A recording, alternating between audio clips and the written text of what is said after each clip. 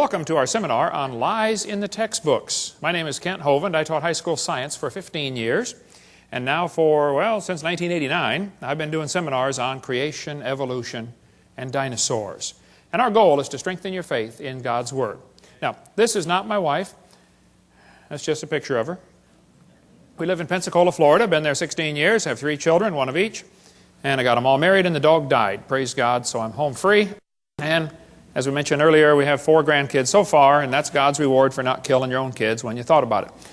So we got a whole tribe, and they all live right around me and all work in our ministry. It's a real blessing to all have them right there. God's given us an amazing staff of people at Creation Science Evangelism. Our purpose is to get people saved. Okay? We like science at our place. We have Dinosaur Adventureland. We have a science center, a theme park, and a museum, all kinds of cool science stuff. Some people try to say, well, you Christians are against science. No, no, no. I like science. I'm against evolution because it's not part of science. Evolution's a lie. Okay? There's no scientific evidence to back up evolution. We'll get into that in just a minute. The Bible says in the 10 Commandments, thou shalt not bear false witness. Don't lie. Proverbs says, a false witness shall not be unpunished. He that speaketh lies shall not escape. God hates liars. The Bible says they delight in lies. Okay? These 6 things doth the Lord hate. Yea, 7 are an abomination unto him. A lying tongue, then a couple verses later, a false witness that speaketh lies. Out of the 7 things God hates, 2 of them are liars. He must really hate them. He lists them in there twice, okay? Jesus said, you have your father the devil, and the lusts of your father you will do. He was a murderer from the beginning and abode not in the truth, because there is no truth in him. When he speaketh a lie, he speaketh of his own, for he's a liar and the father of it. Now, I like science, and I collect public school textbooks. I have hundreds of them from many, many countries, from clear back from 1880, I believe, to 2005, textbooks. I'm not against science. We happen to really like the subject. We have all kinds of cool science displays at our museum and our science center, and you can come down and visit Dinosaur Adventureland and see for yourself. I am, however, against lying to kids. Now, in the first 3 videos, we talked about how students are being lied to about the Big Bang. It didn't happen. They're being lied to about the age of the earth. It is not billions of years old. They're being lied to about the cavemen. There's never been a caveman, unless you mean Osama bin Laden. Okay? They're being lied to about the dinosaurs. They did not live millions of years ago. Now, here we're going to cover about 30 more lies in the textbooks. There are hundreds we could go through. We're going to try to hit the highlights, and this could go for days just covering lies in our textbooks. I'm going to hit some of the big ones, leave some of the little ones go for another time when we have more time. Now, I am not trying to get evolution out of the public schools. I'm not. I think any theory should be allowed to be taught, if you don't have to lie to support your theory with false evidence, okay? I am not trying to get creation into the schools. And I think Christians that work on either one of those are wasting their time. And many people have wasted hundreds of thousands of dollars trying to accomplish those 2 goals. It's futile. It's not going to happen. I am, however, trying to get lies out of the textbooks. I think we'll find if we take the lies out of the books, there's nothing left to support evolution. Well, that's their problem. They shouldn't have picked such a dumb theory to begin with, okay? It's not my fault, okay? Now, I'm not against teachers. My mother was a godly woman, led my dad to the Lord on their first date. She retired from teaching public school years ago. Been in heaven now for about 7 years. My brother led me to the Lord. He just retired last year from teaching public school after 34 years. There are many good godly teachers in the system. There are many good godly principals, many good godly school board members.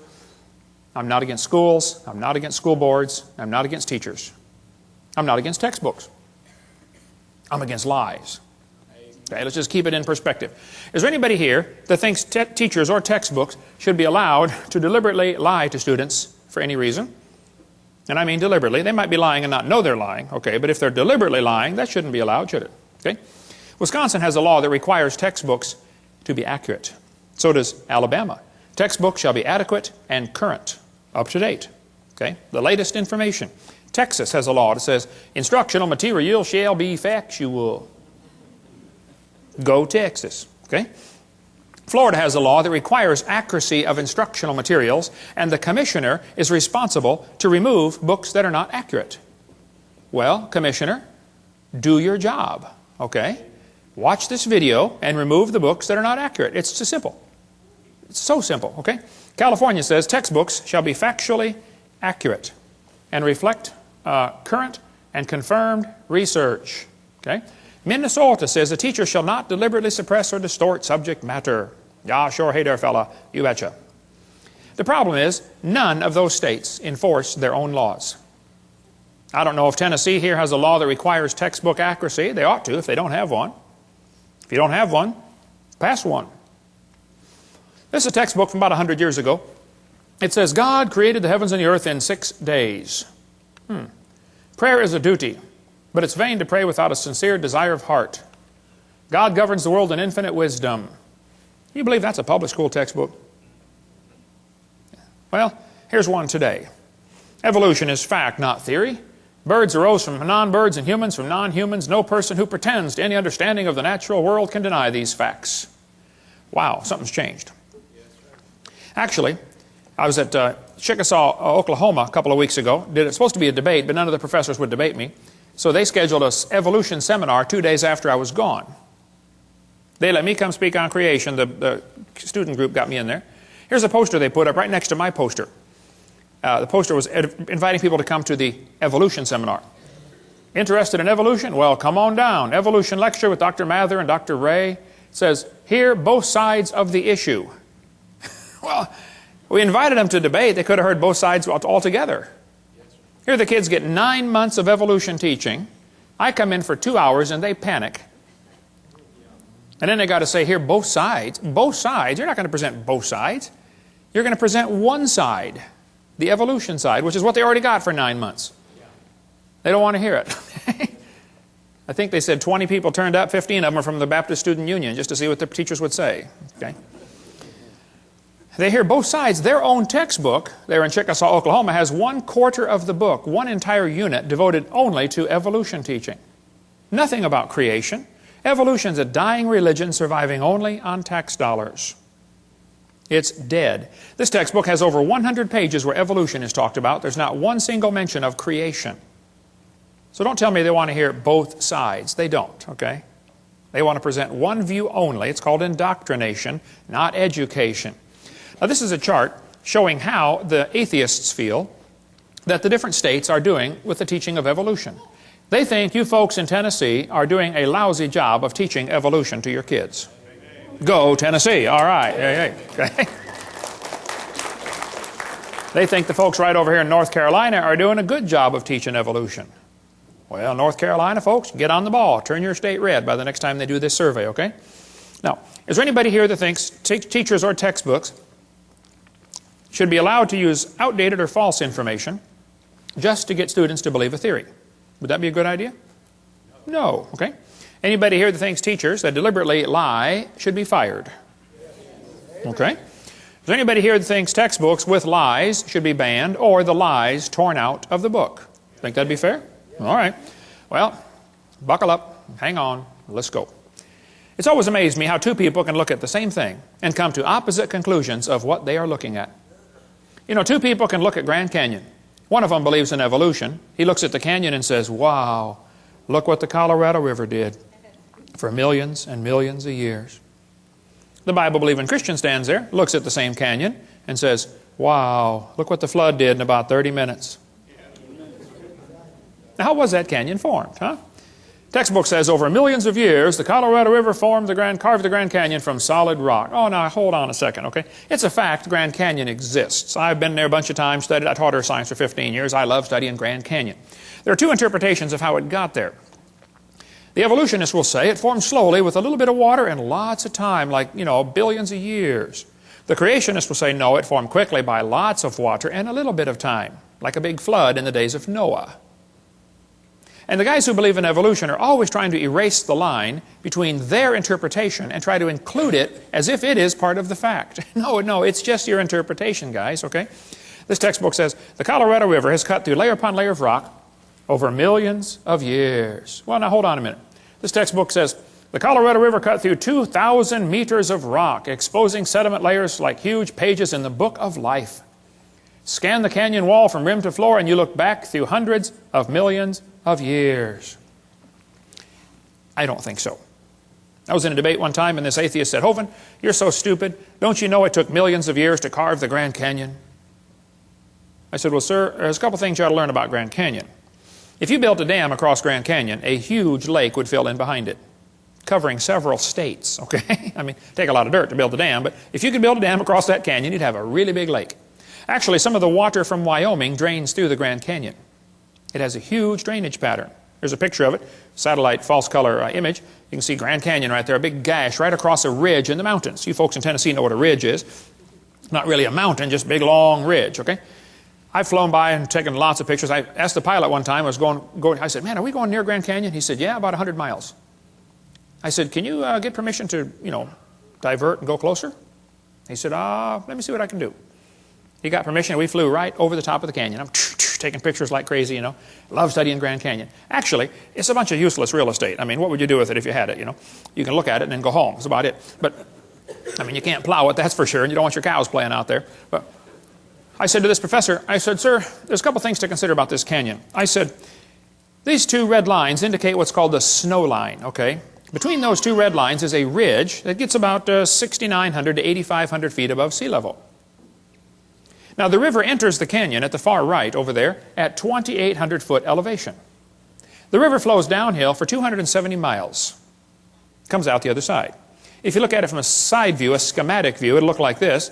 The river comes in 2,800 foot elevation. The ground rises up while the river goes down for 270 miles. I said, now, sir, there's a few things you ought to consider about this canyon. I said, did you know the top of Grand Canyon is higher than the bottom? He said, obviously. I said, sir, did you know the river only runs through the bottom? He said, well, yeah. I said, sir, did you know the top is higher than where the river enters the canyon by over 4,000 feet? He got a dazed look on his face like a calf looking at a new gate. I said, sir, did you know rivers don't flow uphill in Tennessee? There's no delta.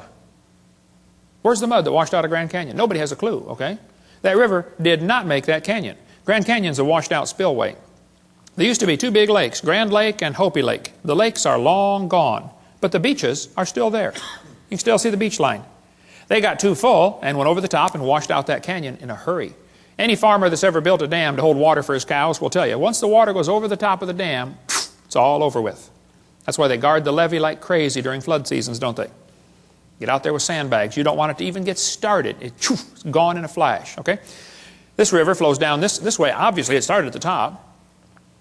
Must have been a big lake backed up there, too. Even El Paso, Texas is called El Paso because it's the pass, okay? I bet there used to be a big lake backed up behind El Paso that dried up and left the white sands of New Mexico behind. That's another long, interesting story. But if you look at Grand Canyon, it's pretty obvious it's a washed-out spillway, okay? Almost all rivers around the world come together at what's called acute angles, less than 90 degrees. I mean, the rivers merge and keep going the same, general direction. If you look at Grand Canyon, the rivers on the lower left are indeed merging at acute angles, less than 90 degrees. But if you look at the upper right, the rivers are flowing backwards. Why would they do that? The rivers run backwards, hit the main channel, turn around, and come back out the other way. It's called a barbed canyon. There aren't many places like this on the planet. Well, this is evidence that a lake is draining, and as the water's running off the spillway backwards into the channel, it turns around, or off the dam. Water runs off the dam into the low place, turns around and comes back out through the crack, through the breach in the dam. Grand Canyon was not made by the Colorado River over millions of years. That is one of the lies you kids are going to face in your textbook. It's just not geophysically possible for that to happen. Now, are there any farmers or vets in the crowd that might know what this machine is? What is that, brother? That's a calf puller. That's a what? A calf puller. Once in a while, a cow has a hard time having that baby calf, and so they get the calf puller out, tie the cable around the calf's legs, and jack the calf out of the cow. You get a few tons of pressure on there, calf comes right out, no problem. Well, one day, this farmer was out pulling a calf. It was a breech birth. The back feet are coming out first. That's not good, but it happens once in a while. So the farmer had the calf puller out there, and he's trying to pull the calf out of the cow. And a city fella stopped his car to see what on earth is going on. And the farmer said, have you ever seen anything like this before? The city fella said, I have never seen nothing like this. The farmer said, do you have any questions? The city fella said, yes, sir. I have one question. It's been bugging me for 10 minutes. The farmer said, well, what's your question? And the city fellow said, how fast do you figure that calf was going when it ran into that cow? No. We're not separating the wreck here, fellas. You know, it's possible for two people to be looking at the same thing, and one of them is getting the wrong idea of what he's looking at. The Bible warned us that was going to happen. Knowing this first, there shall come in the last days scoffers. Did you know there are people that scoff at the Bible? I deal with them on a regular basis. I attract them like a lightning rod.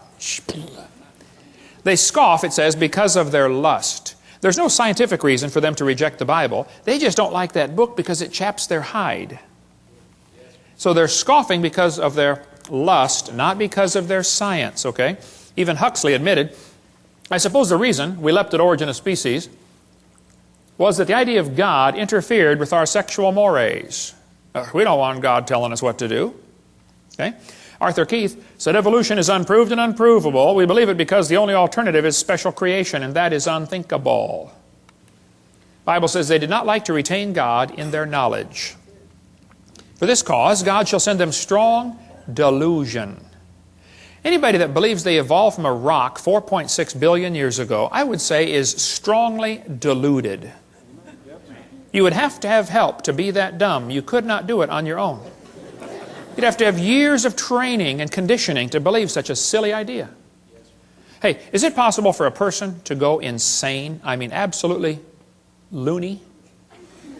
Oh yeah, it happens, doesn't it? Okay. Is it possible for an entire group of people to go insane? Can you imagine over 900 people drinking poison Kool-Aid and killing themselves? A whole group went insane. Is it possible for an entire nation to go insane? You know, like millions and millions of people go just plain old nuts? Oh, it's happened, folks. Hey, is it possible for the entire world to go insane? Well, the Bible says the great dragon was cast out, that old serpent called the devil and Satan, which deceiveth the whole world. I think we're living in a time when just about the whole world has gone nuts. They believe they come from a rock 4.6 billion years ago. How dumb can you get? 2 Peter goes on to say, where is the promise of his coming? That's what the scoffers are going to say. For since the fathers fell asleep, all things continue as they were from the beginning of the creation. That's an important phrase. The scoffers are going to say, the way things are happening now is the way they've always been happening. Long, slow, gradual processes. The Bible says the scoffers are willingly ignorant. Willingly ignorant. In the Greek, that means dumb on purpose. They're willingly ignorant of how God made the heavens and the earth, and they're ignorant of the flood. The world was overflowed with water and perished. We cover more on that on videotape number 2 of our series. But one of the scoffers in the last days was a guy named James Hutton. Now, James Hutton lived in the late 1700s. James wrote a book and said the earth is millions of years old. You know, you need to understand, in the late 1700s, most people believed the Bible, or at least they were strongly influenced by Christianity, and everybody thought the earth was about 6,000 years old. That was the common teaching of the day. Okay? They taught the kids in the public school, you know, God created the world in 6 days, like we saw earlier. But this was also a time of many revolutions. We had the American Revolution, the French Revolution, the Polish, the Spanish, the German. Every country is just about revolting against the idea of a king and establishing a democracy. So they threw off monarchy, and this is known as the age of anti-monarchy. So the Bible says to honor the king, and some people thought the Bible was an obstacle to their political objectives. And they wanted to discredit the Bible. Keep in mind, this all happened in the early 1800s and late 1700s. So back when everybody thought the earth was a few thousand years old, James Hutton came along and said, oh no, it's lots older than that. And it got here by uniformitarianism. Ooh, kids, big word, bold print. That'll be on the test. They always are, okay? Uniformitarianism means the present is the key to the past. No, James, I think the Bible's the only perfect key to the past. But during this time frame, the Christians, instead of fighting against this new teaching of millions of years, they swallowed it. The Christians accepted the idea of a gap theory or day-age theory or progressive creation. They just accepted millions of years right into the Bible when it's obvious to anybody with half a brain and one eye reading the Bible that it does not teach the earth is millions of years old. That's not what it says. So The Christians did not put up an effective defense, an effective resistance to this teaching, and they allowed the church to believe all this. And then when evolution came out, 1859, became popular with Darwin's book, well, the Christians just accepted that too. Boy, what a tragedy. That book covers the great turning point in history, if you like the history of stuff. Well, James Hutton's book that he wrote had a real strong influence on a young lawyer from Scotland named Charles Lyell. Charles Lyell, the lawyer, hated the Bible. Somebody calculated one time that if all the lawyers in the world were laid end to end around the equator, we would all be better off. Charles Lyell, in 1830, wrote this book right here, Principles of Geology. I've got it here on the table. You can come take a look at it. It's all marked up. In this book, you can see his hatred for the Bible kind of ooze off every page. He kept calling it ancient doctrines. He said, oh, you have a scriptural authority. He was mocking them, okay? He called a religious prejudice. He said, men of superior talent, he's talking about himself, who thought for themselves and were not blinded by authority. He used every opportunity he could find to mock the Scriptures. And kids, you won't have to go to college very far before you're going to run into a professor that has this mocking attitude toward God's Word. How many of you had one when you went through school? Seems like their whole goal in life is to destroy your faith. I had a bunch of them when I went to school. They just wanted to destroy your confidence. Well, Charles said his goal was to free the science from Moses. What do you suppose he meant by that? Well, before Charles Lyell wrote his book, everybody looked at the geology, looked at Grand Canyon and said, wow, look what the flood did. He didn't like people interpreting Earth's history in light of the Bible. He wanted them to interpret Earth's history in terms of millions of years. Lyell is the primary guy responsible for inventing what today is known as the geologic column. How many have ever heard of the geologic column before? They divided the Earth up into layers and gave them names, you know. Cenozoic, Mesozoic, Paleozoic, Archaeozoic, all that kind of stuff. Maybe you saw the movie Jurassic Park, named after the Jurassic layer, okay? Each layer of rock was given a name and an age and an index fossil. Now keep in mind, all this was done in 1830 before there ever was a carbon dating, potassium-argon dating, rubidium-strontium dating, lead-208, lead-206, uranium-235, uranium-238. None of those had even been thought of. So they didn't determine these great ages by any radiometric decay method. They just picked the numbers out of the clear blue sky. It's a fact the Earth has many layers of sedimentary rock. That is just a fact. You can see them all over Tennessee here. How'd they get there?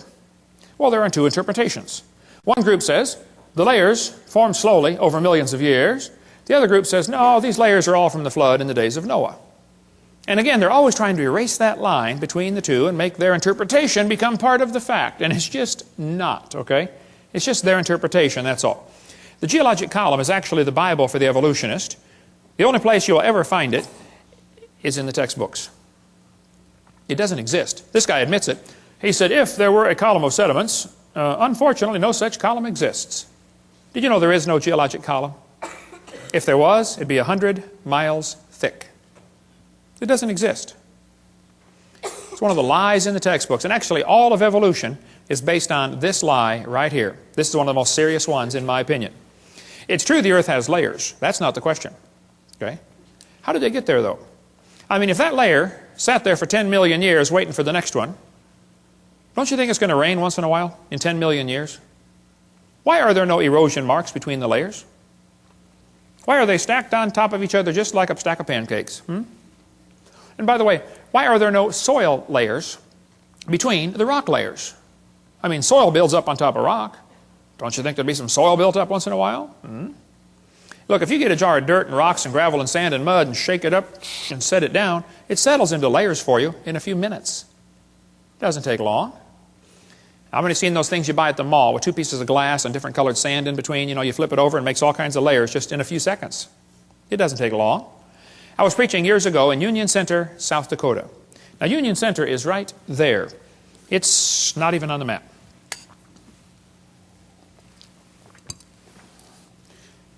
And South Dakota puts everything they can find on the map just to kind of fill in the white places, you know. Well, there were 40 people in the whole town. 38 of them came to church. Other two must have been pulling a calf, I reckon. I don't know. But boy, we had a great meeting, and the preacher said, hey, Hovind, let's go down to Rapid City. They've got a bunch of dinosaurs in the museum there. I said, all right, I like dinosaurs. Let's go. So we all drove down to Rapid City. We came to this museum, and a guide met us at the door. He said, "Hey, folks, would you like me to give you a tour?" We said, "That would be great, sir." Well, the first place we stopped on the tour was the geologic time chart. They have it lit up, and it's behind glass, and it's holy and sacred. Don't dare touch that thing, you know. So we're standing over there, and the guide said, "Now, folks, this layer of rock right here is about 70 million years old." And it's so cool, because they always get that sanctimonious tone in their voice, you know. 70 million years old. Oh. Well, my daughter was 12 years old at the time. She raised her hand. She said, "Mister, how do you know that layer is 70 million years old?" He said, "Honey, that's a good question. We tell the age of the layers by what types of fossils we find in them. They're called index fossils." And by the way, that's correct. That's what the textbook says. Scientists use index fossils to determine the age of rock layers. She said, "Thank you, sir." We walked around the other side. We're standing over here, and the guide said, "Now, folks, these bones are about 100 million years old." My daughter raised her hand again. She said, "Sir, how do you know those bones are 100 million years old?" He said, "Well, honey, we tell the age of the bones by which layer they came from." She said, "Sir, when we were standing over there, you told me you knew the age of the layers by the bones, and now you're telling me you know the age of the bones by the layers." She said, "Isn't that circular reasoning?" I thought, wow, a chip off the old block. That guy had the strangest look on his face. It was almost as if he were thinking. He looked at my daughter. He looked at me. I wasn't about to help him. I thought, wow, this is going to be good. I have got to hear this. He looked back at my daughter. He said, "Wow, you're right. That is circular reasoning." He said, "I never thought of that before." That fellow drove 50 miles one way that night to come hear me speak in Union Center, South Dakota. The crowd swelled to 39. We set up a chair in the aisle. Afterwards, he talked to me for an hour. He said, "Hovind, is everything I believe about geology wrong? I teach this stuff at the college." I said, "Oh, no. I like geology. I've got a huge fossil collection, rock collection, mineral collection. I teach earth science. I love studying geology." I said, "But as far as the layers being different ages," I said, "Yes, sir, I'm sorry. That is all baloney. It's based on circular reasoning." I'll show you. Here's a textbook that tells the kids to date the rocks by the fossils, and on the very next page it says, "Date the fossils by the rocks." On the next page, and they don't catch it. It's a lie. It's circular reasoning.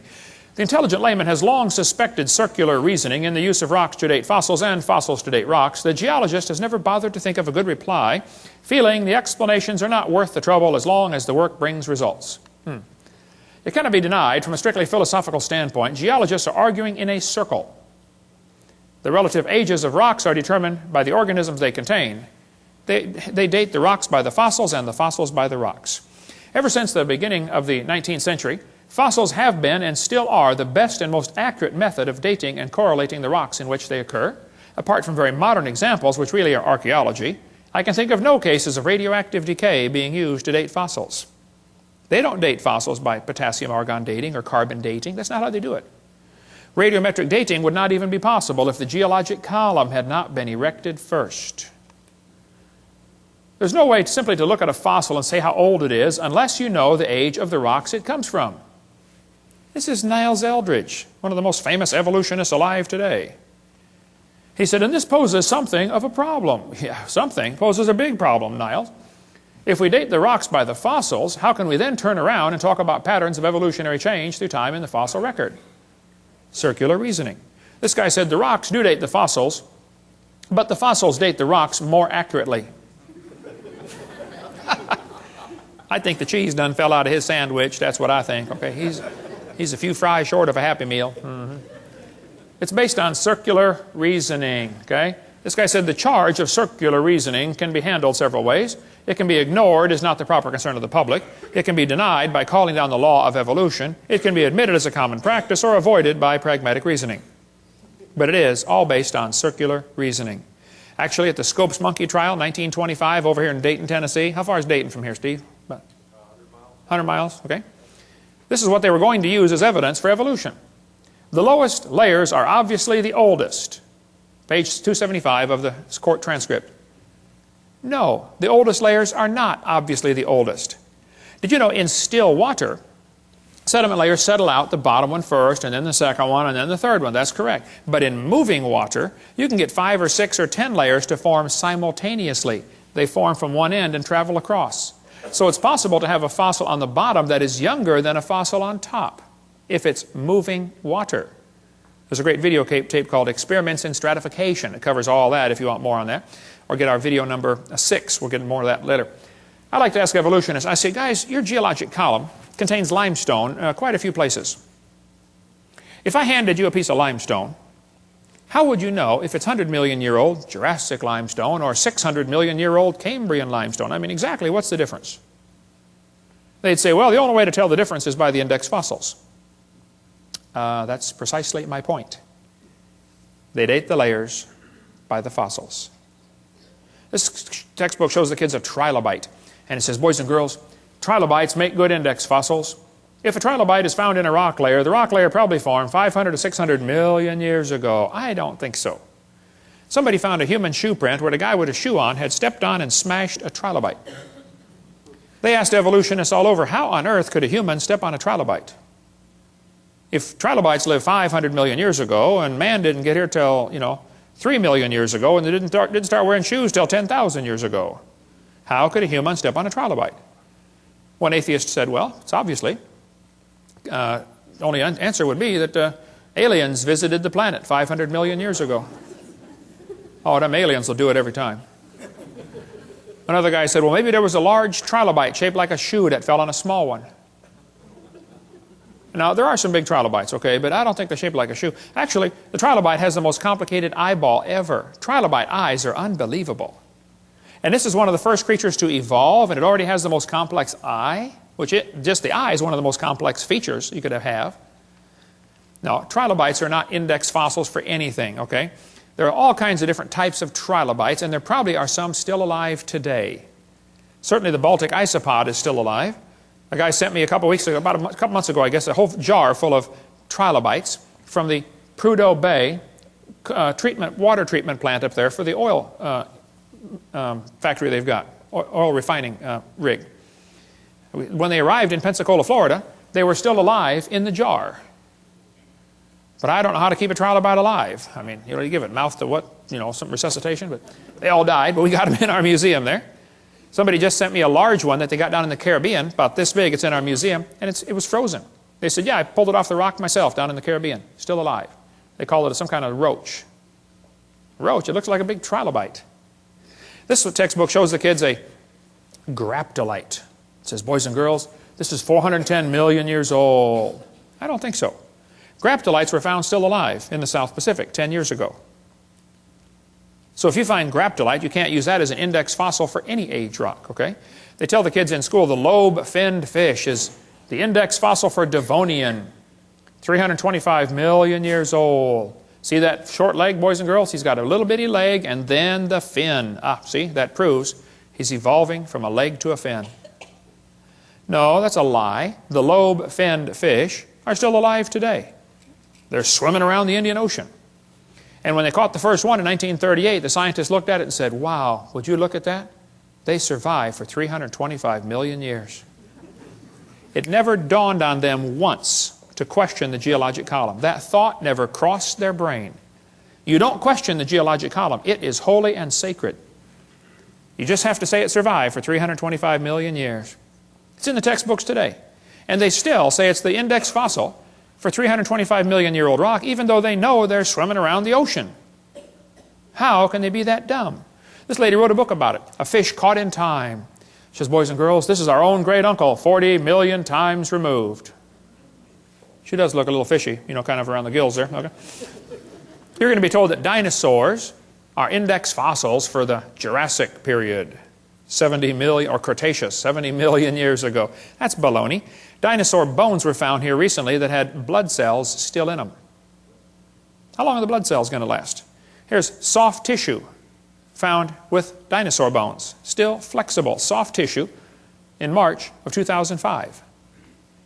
Here's fossilized human hands found in the same rock strata as dinosaur bones. Now, they tell you the layers are different ages. That's simply baloney, okay? Now, Charlie Darwin didn't like round numbers, so he said the Wealdian deposits are 306,662,400 years old. Oh, how could he possibly know such a thing, okay? All over the world, petrified trees are found standing up, connecting these different rock layers. Petrified trees standing up. Now, how long does a dead tree stand up around here before it falls down? 5 years, maybe 10 years? 5 million? Oh, no, not 5 million, that's for sure, right? But yet petrified trees in the vertical position are found all over the planet. I'll just flash through some pictures real quick here. There are all kinds of petrified trees found standing up. And they're running through multiple layers, and the kids are being taught the layers are different ages, and yet here's one tree connecting them all. I'm having a hard time believing these layers are different ages. That's what I'm having. Central Alabama's got a large coal mine with a whole bunch of petrified trees standing up running through 2 seams of coal. The Blue Creek and the Mary Lee. Now they're going to tell you in school, for coal to form, a forest has to grow, and then it all falls over and turns into a swamp, and then it gets buried, and then new mud washes in on top, and the coal slowly forms from the forest that was buried. And then thousands of years later, another forest grows on top, and a whole new layer of coal formed. So if you find 2 layers of coal, oh, that took thousands of years. That's what they'll tell you in school. That's simply baloney.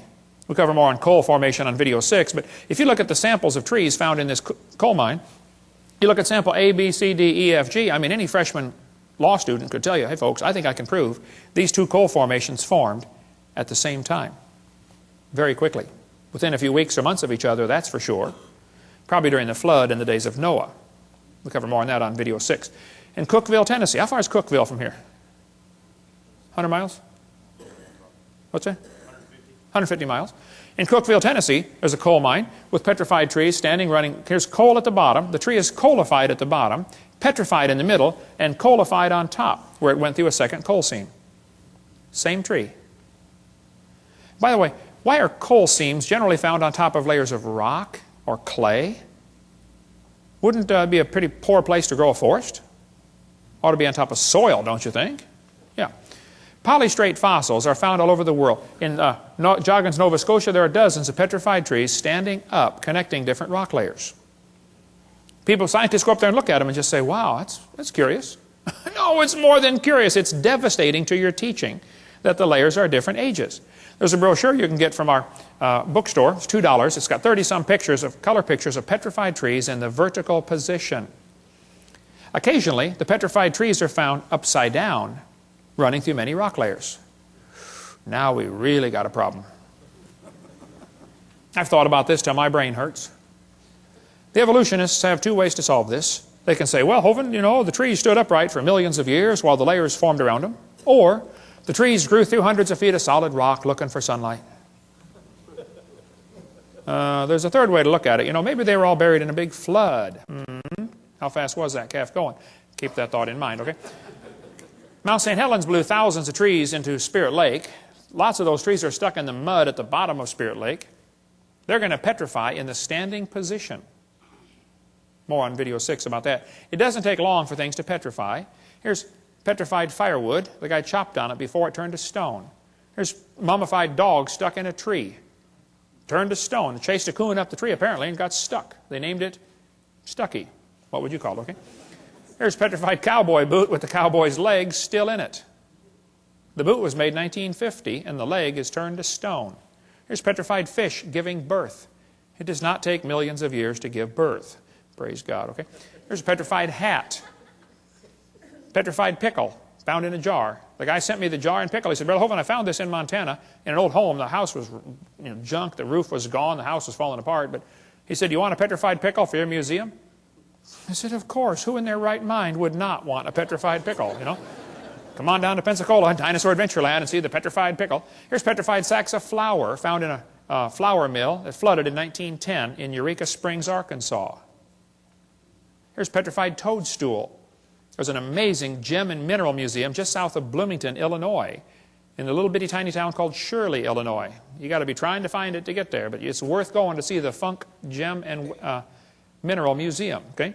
Here's petrified acorns. This kid sent them to me. He said, Brother Hovind, I was 7 years old at the time. He said, I stuck these acorns in a bucket of water and I thought they might, sprout and make some trees, and I forgot about them. Next spring, my mama found the bucket on the back porch and the acorns had turned to stone. He said, would you like them for your museum? I said, of course. Come on down and see the petrified acorns. More on petrification on video number 6. So kids, when they tell you the layers are different ages, you tell them Kent Hovind said they're confused or they're lying. It is not correct. Those layers all formed, nearly all of them, at the time of Noah's flood. 80 to 85% of Earth's surface does not even have 3 geologic periods appearing in correct consecutive order.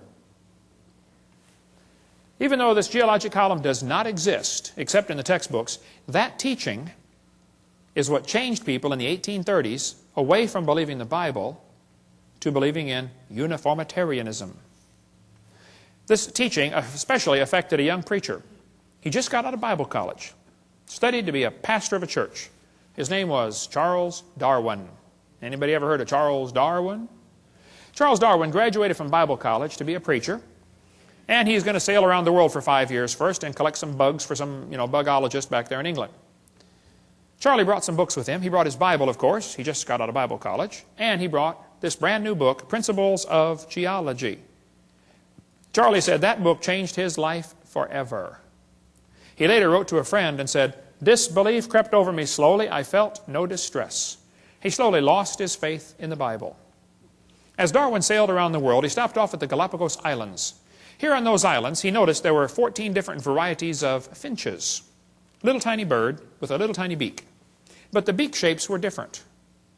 Now the Grants went there and studied them and said, wow, during dry years the beak is 1/10 of a millimeter thicker, and during wet years it's 1/10 of a millimeter thinner. But it always averages back out. 1/10 of a millimeter. Do you know how much that is? Not much. Darwin looked at the birds and said, you know what? I think all these birds had a common ancestor. I bet you're right, Charlie. It was a bird. And then Charlie said, well, maybe this proves that birds and bananas are related. You say, oh, he never said that. He sure did. I knew you wouldn't believe me, so I brought his book. It's right here. The Origin of Species by Charles Darwin. On page 170, Darwin said, it's a truly wonderful fact that all animals and all plants throughout all time and space should be related to each other. Isn't he saying the birds and bananas are related? He sure is. This is a lie. What Charlie observed is what is sometimes called microevolution. Microevolution tells us dogs produce a variety of dogs. That's a fact. It happens, okay? And roses produce a variety of roses. Nobody argues about that. The question is, does it go any farther than that? You may get a big dog or a little dog, but you get a dog every time.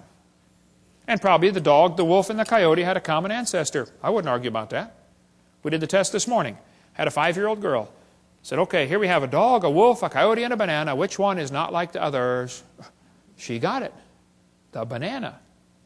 We got college professors can't figure that out. Here's National Geographic says, the evolution of dogs from wolves. Well, duh. Nobody's arguing about that. Yeah, dogs came from wolves, okay? The Bible says they bring forth after their kind. 10 times it says that in the first chapter. See, this word evolution has 6 meanings. We've been through this before, so I'm going to go through it kind of quickly. There's first of all cosmic evolution, Big Bang. Secondly, chemical evolution, where all the chemicals come from hydrogen. That's baloney. Thirdly, stellar evolution, where all the stars form from dust. You cannot get dust to condense into a solid star. Can't happen. There's Boyle's gas laws that drive it away, okay? Then there's enough stars out there, though we can all have 11 trillion to ourselves. Then you have organic evolution, where life gets started from non-living material. And then macroevolution, where an animal changes to a different kind of animal. None of those have ever been observed. Number 6, variations within the kinds, sometimes called microevolution. That one happens. The first 5 are religious.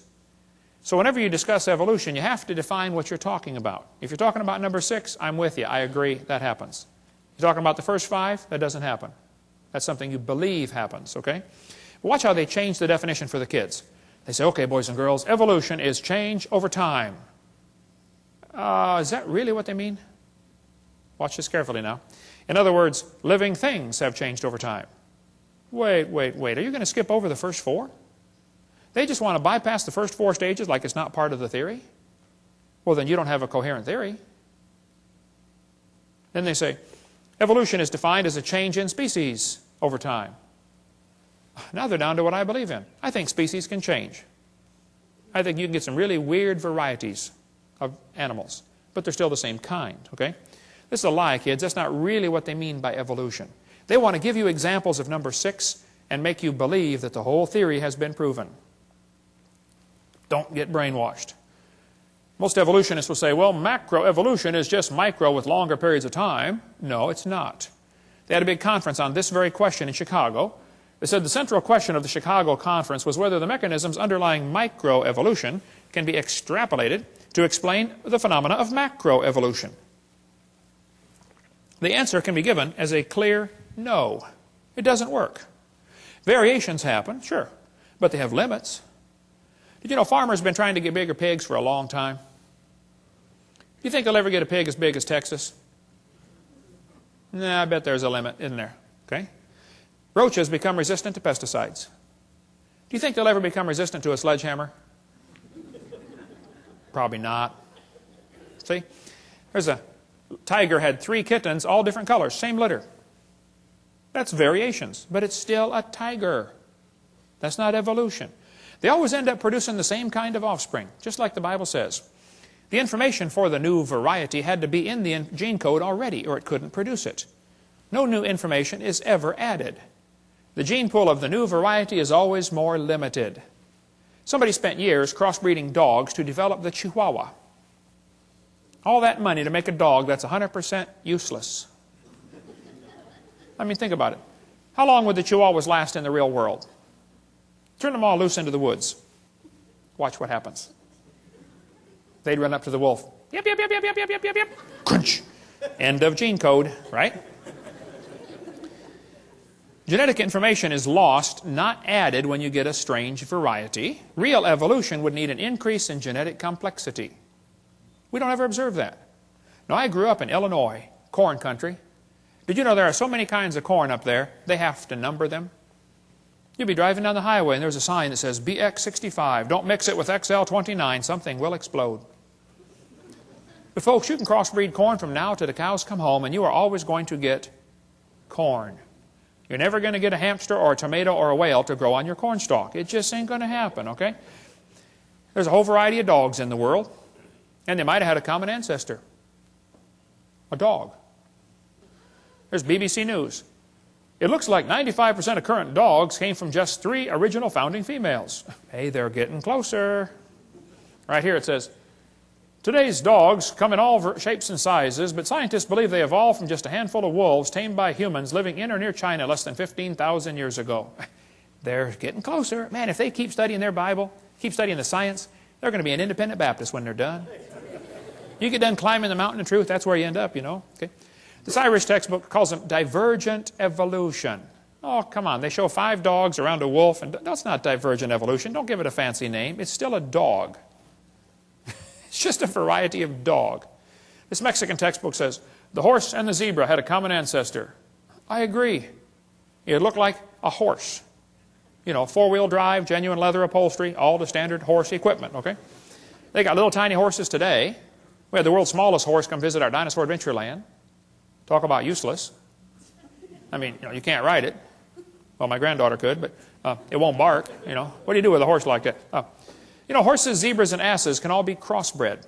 They have competition in California. Who can get the weirdest animal? They get zorses, zonkies, zeonies, zedonks, zebras, and shebras. Here's a zebra who forgot to put his PJs on. Here's a herd of zebroids running around. You know, in the last 100 years, the Kentucky Derby's gone from an average winning speed of 127 seconds down to 123 seconds. Now, even in the old days, they had some pretty low times turned in, okay? Question. How much money would you guess has been spent on selective breeding trying to get the fastest horse for the Kentucky Derby? Millions and millions of dollars. They do the same thing right around here, don't they? Spend lots of money for a Tennessee Walker. What's the most expensive Tennessee walking horse you've ever heard of? $1 million for one horse? $3 million for one horse. That's how much per pound?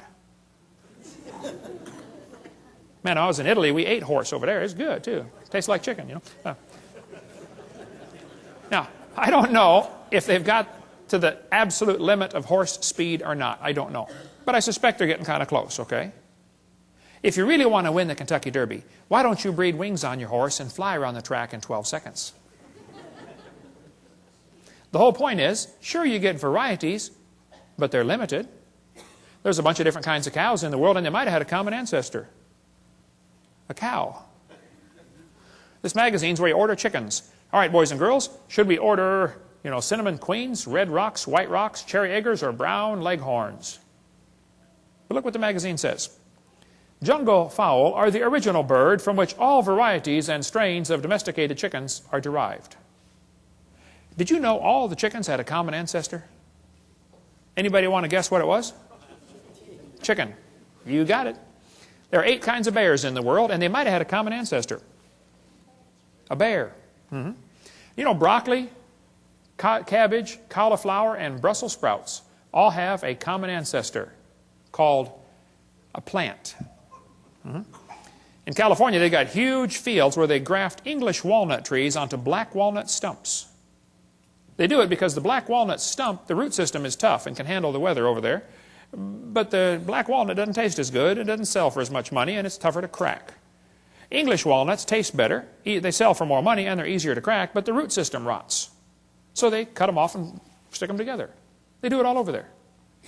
Well, they can do it because they're both a walnut. See, you could never graft an English walnut tree onto the back of a turtle. That won't work, see? The sugar beets were used for years. When sugar got expensive, they wanted to get sugar out of beets. So they tried to do selective breeding to increase the sugar content in sugar beets. They raised it from 6% to 17%. But could not, they ran into a brick wall. Hey, can't go past 17. And the further they got away from the normal wild sugar beet, the more problems they started having. Now you got to babysit the field and spray pesticides and bugicides and everything else on it, okay? Because its disease resistance goes down. People say, don't bacteria become resistant to drugs? Well, that's because they lose information, not gain it. I'll show you. Dr. Spetner points out, this is based on a misunderstanding. For the mutations that cause antibiotic resistance still involve information loss. For example, to destroy a bacterium, the antibiotic streptomycin attaches to part of a bacterial cell called ribosomes. Mutations sometimes cause a structural deformity in ribosomes. Since the antibiotic cannot connect with the misshapen ribosome, the bacterium is resistant. Even though this mutation turns out to be beneficial for the moment, it still constitutes a loss of information, not a gain. No evolution has taken place. The bacteria are not stronger. In fact, under normal conditions with no antibiotic present, they are weaker than their non-mutated cousins. I'll give you an example. Suppose somebody's coming through town and they're handcuffing everybody, taking them off to jail, and then they're going to kill them. But you don't have any arms, so they can't handcuff you. Ha. Is that a beneficial mutation to not have arms? Well, yeah, for the moment, okay. But in long term, it's not beneficial, okay? And so all the examples they ever point to are bacteria becoming resistant to drugs. That's a loss of information, not a gain. The Bible is correct. They bring forth after their kind. James Hutton wrote a book in 1795, and people began to doubt the earth was 6,000 years old. Charlie Lyell wrote a book in 1830, and people began to doubt the flood, and Charlie Darwin's book made people doubt the Creator. And by the mid-1800s, people were wondering, wow, if God didn't do it, how did we get here? Who's in charge of the world? That led directly to the rise of communism, Marxism, socialism, Nazism. We'll cover that on Seminar Part 5. Politically incorrect, the dangers of this evolution theory. Now, Darwin didn't originate the evolution theory. It was around before him. He just simply made it popular, okay? But Timothy was warned by Paul here in 1 Timothy 6. You be careful about avoiding profane and vain babblings and oppositions of science falsely so called. Evolution is not science. Evolution's a religion in every sense of the word. Hitler said, let me control the textbooks, I'll control the state. Professor Wilson at Harvard University said, as were many persons from Alabama, I was a born-again Christian. When I was 15, entered the Southern Baptist Church with great fervor and interest in the fundamentalist religion. I left at 17 when I got to the University of Alabama and heard about evolution theory. He lost his faith, first year of college. That's what happened to Philip Wentworth. Studied for the ministry at Harvard, lost his faith, gave up on the ministry. That's what happened to Scott. He almost lost his faith till somebody showed him one of my videotapes. And he said, oh, Man, you saved my faith, Brother Hovind. This Marty wrote me and said, I want to let you know your ministry has been a blessing to me. I'm one of the high school students in the anthropology class that is a victim of the dangers of evolution teaching. I was very discouraged and questioned the existence of God. I listened to your seminars, and that completely encouraged me, and it was a blessing to me. Yay, rescued one. It's amazing how many thousands of people down through history have lost their faith because of this evolution teaching. Karl Marx said he wanted to serve God with his life. Went off to college, became an evolutionist. Comrade Stalin. There was a special this afternoon on TV. How many saw that about Comrade Stalin on the History Channel?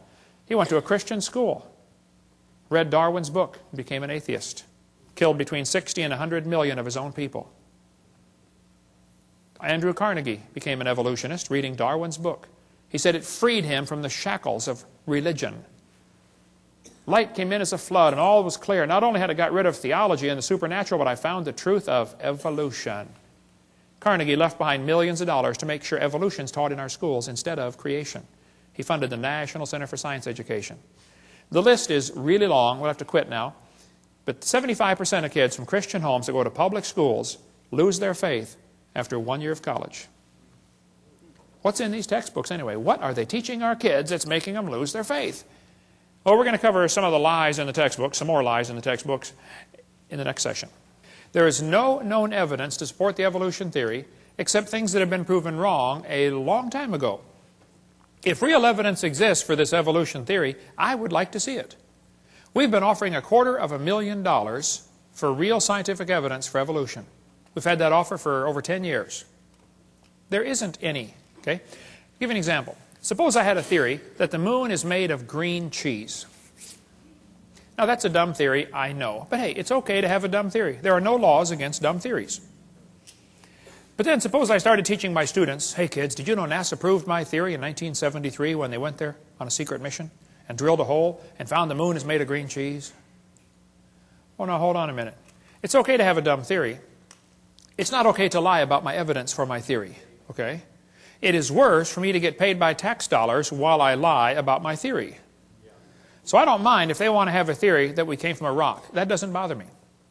It does bother me that they want to lie to the students about their evidence, and it really bothers me that I have to pay their salary while they lie to spread their theory.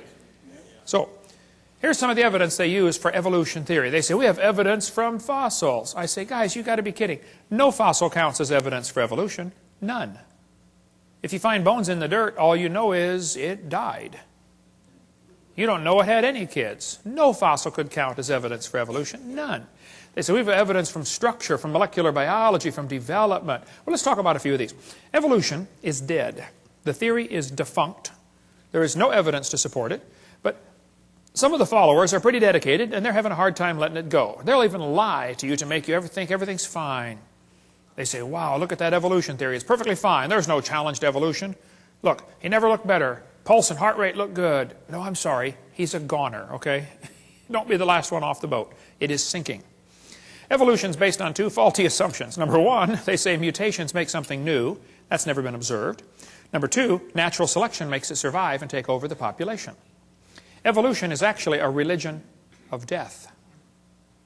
In order for evolution to work, one animal evolves a little better than the rest. What must happen to the rest of them to make this thing work? They got to die. Or else the new improved gene is swamped back into the gene code. The question is so simple and profound. Did man bring death into the world like the Bible says? Or did death bring man into the world like evolution says? Somebody is wrong. Textbook says there are mutations, and they are the original source of variation in populations. I agree, mutations happen. No question. But mutations do not produce any evolution. Mutations are scrambling up existing genetic code. They're not making anything new. Here's a five-legged bull. That's a mutant. There's no new information added. He already had the information on how to make a leg. It just made one in the wrong place, that's all. It's not new information. It is scrambled information. Here's a short-legged sheep. Again, no new information. And by the way, that's not beneficial. He's the first one the wolf is going to catch. Right? Go, boys, go. Here comes the wolf. Brrr. Oh, Herman didn't make it. There's a two-headed lamb. That's a mutant. It's not beneficial. Two-headed turtle. That's a mutant. Not ninja, but it's mutant. Okay. Now, He's going to freeze first winter because nobody makes a double-neck turtleneck sweater. He's just not going to make it. Now, scrambling up the letters of the word Christmas will get you all sorts of different words. But it will never get you Xerox, zebra, or queen. The letters aren't available. This textbook shows the kids a 4-wing fly, which, by the way, cannot fly. And it says, boys and girls, normal fruit flies have 2 wings. This mutant has 4. This rare mutation, like most mutations, is harmful. Then it says, beneficial mutations are the raw material for natural selection. Now, hold on a minute. Why don't they show us an example of a beneficial mutation? Why did they tell us about the good ones and not show us a picture of a good one? You know why they didn't show a picture of a good mutation? Because nobody's ever seen one. There's never been one beneficial mutation. I said that in a debate one time, and this atheist said, Hovind, you're lying. He said, I can name a beneficial mutation right now. He said, people in Africa that get sickle cell anemia are less likely to get malaria. I said, that's brilliant, sir. That's like saying if you cut off your legs, you can't get athlete's foot. They're both negative, okay? Then they say evolution and natural selection go together. This one says natural selection causes evolution. That's a lie. Natural selection selects. It doesn't create anything. Natural selection is not a creative force, okay? Natural selection may be a stabilizing force, but it is not a creative force. Anybody with half a brain can figure that out. Natural selection cannot create any properties. It can only select. This textbook says, evolution by natural selection had occurred in just 1 year. Oh, they're lying. It says natural selection can lead to evolution. That's a lie. Natural selection selects. It doesn't create a thing. If you worked in a factory that made cars, how far is the Saturn plant from here? Pretty close, isn't it? How many of you work? Anybody here work in the Saturn plant? Okay. Suppose you worked in quality control. Your job was to check the car when they got done building it, you know, kick the tires, slam the doors, and drive it around. See if it runs. If you caught every single mistake, they don't, by the way, but if you did, okay, how long would it take that quality control process to change the car to an airplane? You say, Hovind, quality control can't change it to something else. Oh, I know. Only design engineers can change it. And God's natural selection is a quality control that will never change it to a different animal. It'll just make sure you get a good animal, that's all. They keep talking about survival of the fittest. Well, I agree, but that doesn't explain arrival of the fittest. And even survival of the fittest is pretty shaky. It's what's called a tautology, a sentence that means nothing. I'll show you. If you say, Professor, why did it survive? He'll say, oh, because it's the fittest. You know, survival of the fittest. How do you know it's the fittest? Because it survived. How else can you tell? Oh, I see. Look, if a whale goes through a school of fish and eats 80% of them, it's not survival of the fittest. It's actually survival of the luckiest. That's what's really going on out there. But some of these scientists have the ability to make amazing observations and still come to the wrong conclusion. One day a bunch of scientists were going to see how far a frog could jump. They put their big old frog down there and said, jump, frog, jump. That frog jumped 80 inches. They brought the frog back, cut off one leg. Said, jump, frog, jump. He only jumped 70. They brought him back, cut off another leg. Said, jump, frog, jump. He went 60. They brought him back, cut off another leg. Said, jump, frog, jump. He jumped 50 inches. They brought the frog back, cut off his last leg, and said, jump, frog, jump. You know, they expected he might go maybe, 40 based on the data. Actual jump was 0. The frog didn't move. They yelled louder, jump, frog. The frog never moved. The scientists were baffled. They tried the experiment again. New frog. Got the same results every time. So the brilliant scientists put their data together and said, you know what, folks, the frog jumped less as the legs were removed. Hey, that's a good observation. They got it right on the head. And they said, so we must conclude that a frog with no legs goes deaf. Bad conclusion. It's possible to have a good observation and still come to the wrong conclusion, you know.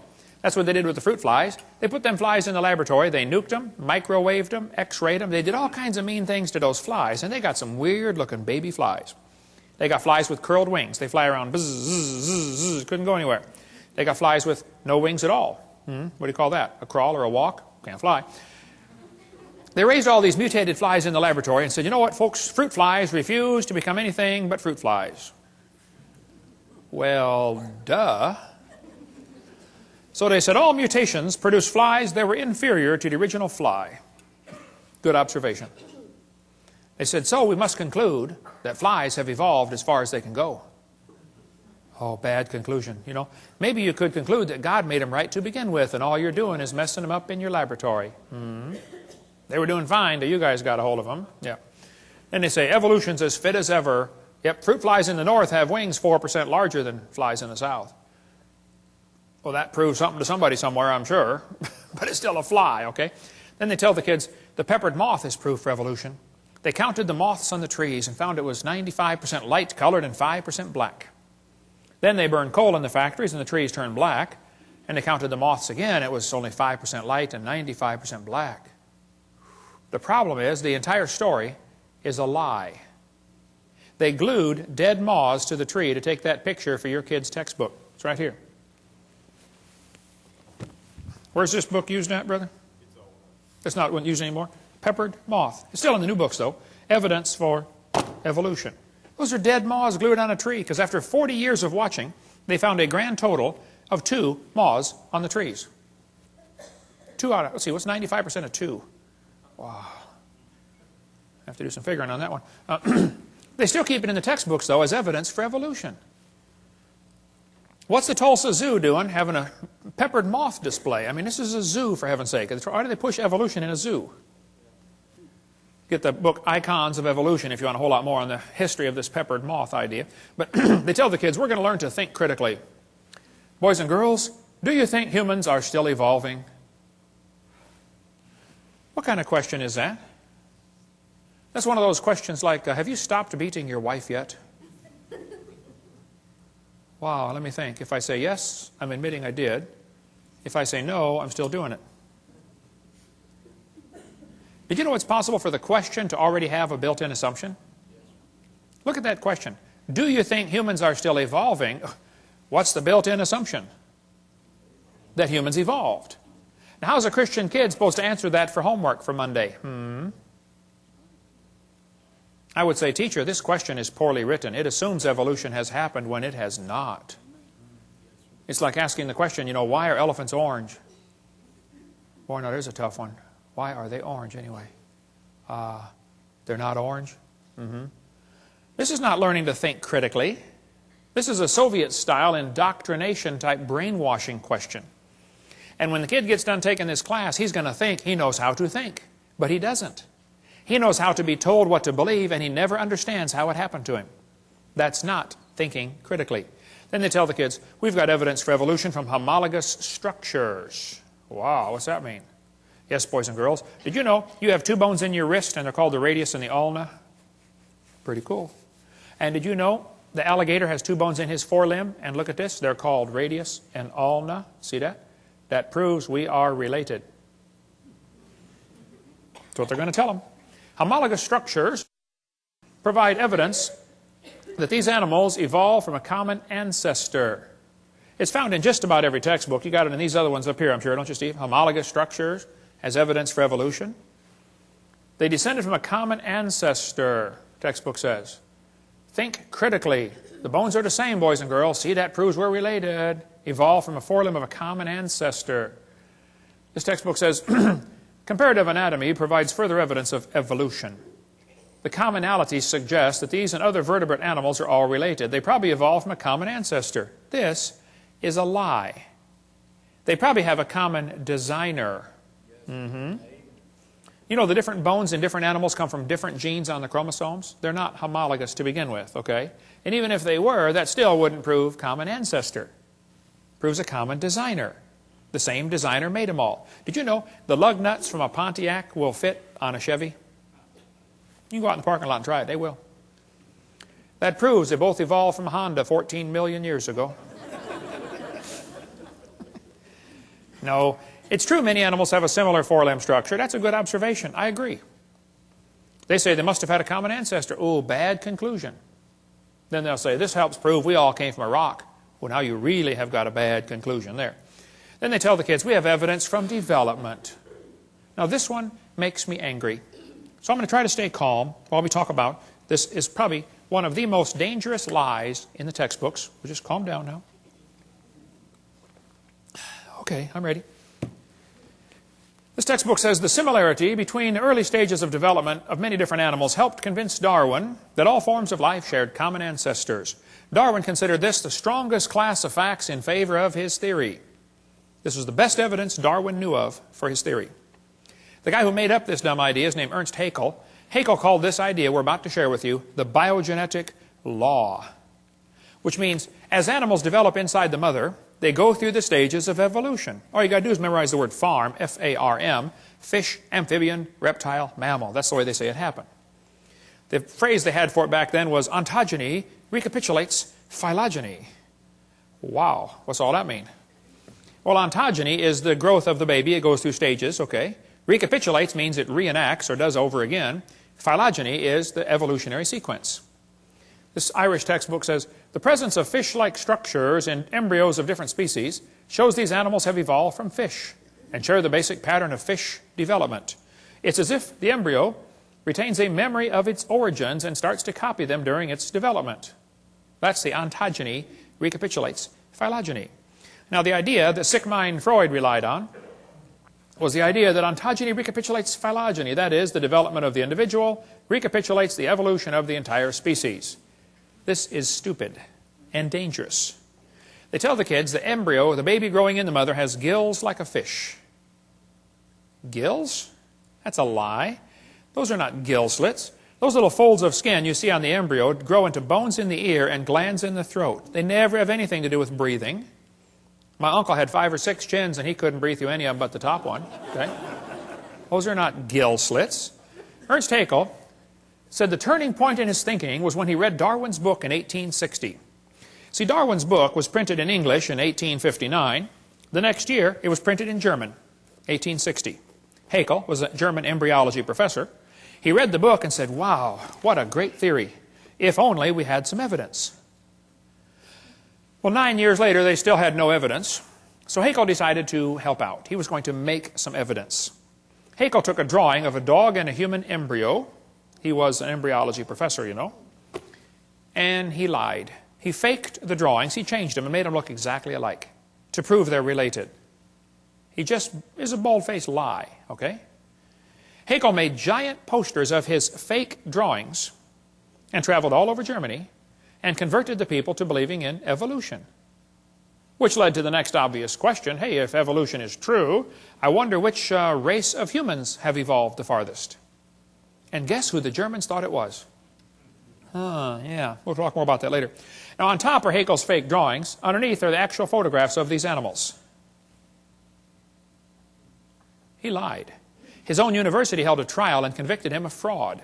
He said at the trial, I should feel utterly condemned were it not that hundreds of the best observers and biologists lie under the same charge.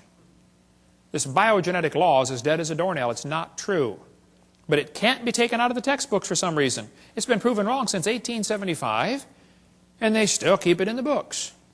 It's still used in this book, Evolutionary Analysis, college textbook, 1998 edition, used at University West Florida, the exact same chart of Ernst Haeckel. Now, it's only been proven wrong since 1875. Okay? I know it takes a while to get textbooks up to date, but that's long enough. I think 130 years, they ought to be able to get it out by now, don't you think? Okay? More about the gill slits in this book here, Icons of Evolution. Darwin's theory, his book came out in 1859. He predicted they would find evidence. 1869, Haeckel faked the drawings. 1875, it was proven wrong. But it's still in textbooks used all over the planet. 2004 textbook, still has it. 2005 textbook, and I pronounced it wrong as Chickasha, not Chickashaw, Chickasha, Oklahoma. I got corrected during the break. Still teaching the baby has gill pouches. Notice, for example, gill pouches, okay? Gill slits on the embryo. They're teaching this in textbooks all over the world. It's only been proven wrong since 1875. Get it out of the book. Tear the page out. I mean, it's a no-brainer. Tear out the page. It's not true. There's a junior high textbook telling them it has embryo has gill slits. This one says, similarly, humans and fish embryos resemble each other because humans and fish share a common ancestor. These similarities provide evidence that these three animals evolved from a common ancestor. Tiny gill slits. Gill slits on the human embryo. Gills of fish. Tiny gill pouches. Used in college textbooks. There's a 2004 textbook saying it has evidence of evolution is seen in development of embryos. You can't get a high score on SAT or ACT tests unless you lie and say the baby has gill pouches. It's found on every single test we could find. If you don't believe in evolution, you won't score high to get into college. Or at least give the evolution answer. Why would they keep this in the textbooks 130 years after it is proven wrong? There's only one answer I can come up with. I'll tell you in a minute. This one shows a 5 to 6 week embryo, and it says by 7 months the fetus looks from the outside like a tiny normal baby, but it's not. It's not a baby at 7 months. Hello? That's a lie. It's a human at conception. 34% of babies born at 5.5 months will survive. One lady had surgery on her baby before it was born. Cut the mother open, cut the uterus open, and the baby's holding the doctor's finger at 5 months along. Let's see. The angel of the Lord said, behold, thou art with fetus. No, I believe he said you're with child, didn't he? Yeah, it's a child before it's born. Yeah. Scott Peterson is accused of murdering his wife and unborn child. Now, Paul Azan, you hypocrite. Don't you think it's okay to have an abortion, and yet you call it an unborn child? Scott Peterson is found guilty of murdering his wife and son. That's because in California you have to have a double homicide to get the death penalty. So they want it to be a son or a child. But the rest of the time, if you want to have an abortion, it's okay. Now it's not a child, it's just a fetus. Well, let's get consistent here, folks, okay? Which is it? All right? More about embryology on this one. But why do they keep this in the textbooks? It's very simple. That's the only way to justify abortion. They want you to think it's not human yet. Somebody wants to reduce the population of this planet. And abortion has already done 20% of the entire world's population has been killed by abortion. 1 billion people. Let's see, Hitler killed 6 million, Stalin about 100 million, abortions 1,000 million. That's going to work. We'll cover more on that on video 5. Anna Rosa had her arm chopped off in a botched abortion. She was born anyway. They thought they killed her. Everybody says, oh, that's terrible. What if they would have cut her head off instead? We never would have heard about Anna Rosa. Now, I live in Pensacola. You might have heard of my town. We've had 2 doctors that were doing abortions shot and killed. Several clinics have been blown up or burned down. I did not shoot any doctors, and I did not blow up any clinics, okay? And I don't think Jesus would do it that way. He grew up under Roman control. He didn't go around blowing up tanks and burning down bridges, okay? But when the first doctor got shot, I was preaching in Fort Lauderdale. The next day I flew home, and right in front of me on the airplane were 2 women from NOW, the National Organization for Wild Women. And they were flying up to Pensacola, going to have a big rally and march around town, you know. As we got off the airplane, and I noticed on their shirt it had in huge block letters, choice above all. So, being my mild-mannered self, I said, excuse me, ma'am, what does this mean, choice above all? She said, a woman ought to have a right to choose. I said, choose what? She said, choose to have an abortion. It's her body. I said, well, yes, ma'am. If she wants to abort her body, I suppose that's fine. But it looks to me like she wants to abort somebody else's body.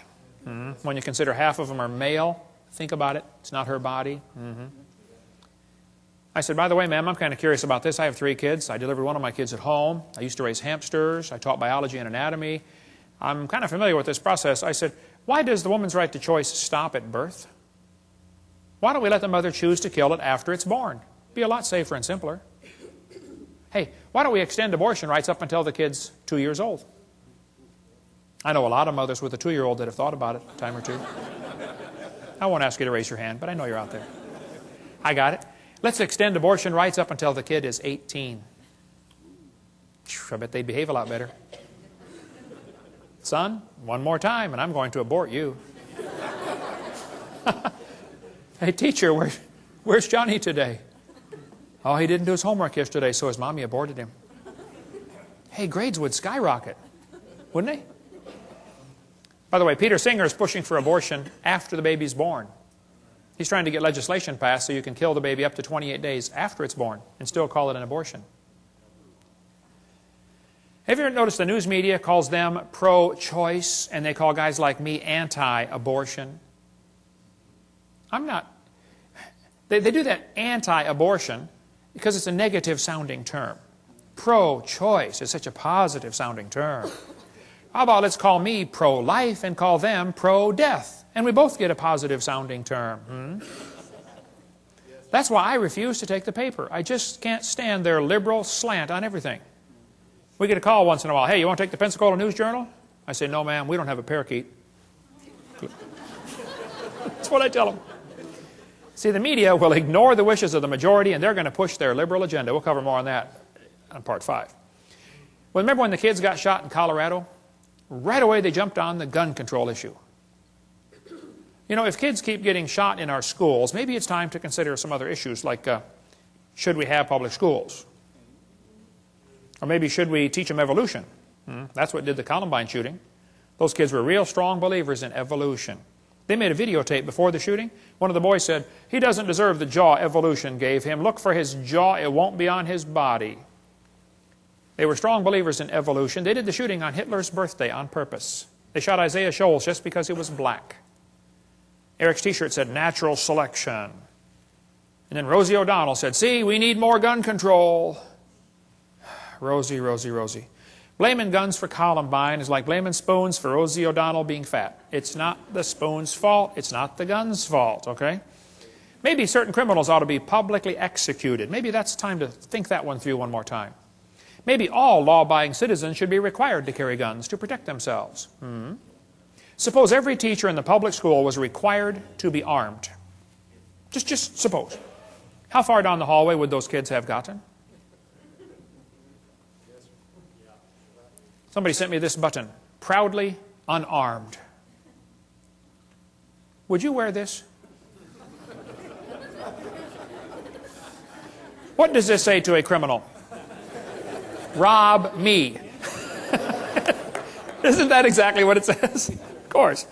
The Founding Fathers gave us the Second Amendment so we could keep and bear arms, and it wasn't so we could go duck hunting.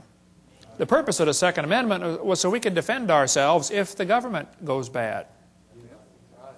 Last-ditch defense against an evil government is an armed citizenry. You ever notice a lot of animals that eat grass have horns? Did you know you don't need horns to eat grass? The purpose of the horns is to explain to the lion, stay off my back.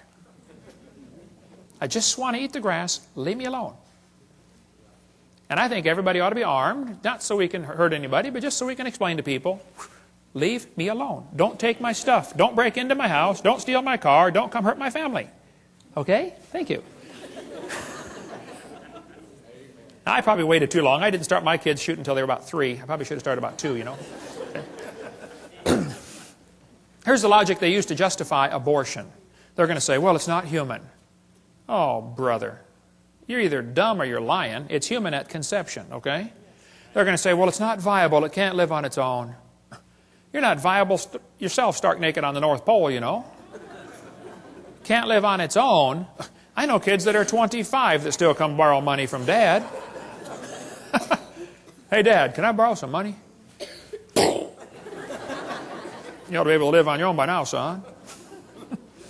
They're going to say the child may be unwanted. There's kids that are already born that are unwanted. My parents moved 4 times when I was growing up, but I found them every time.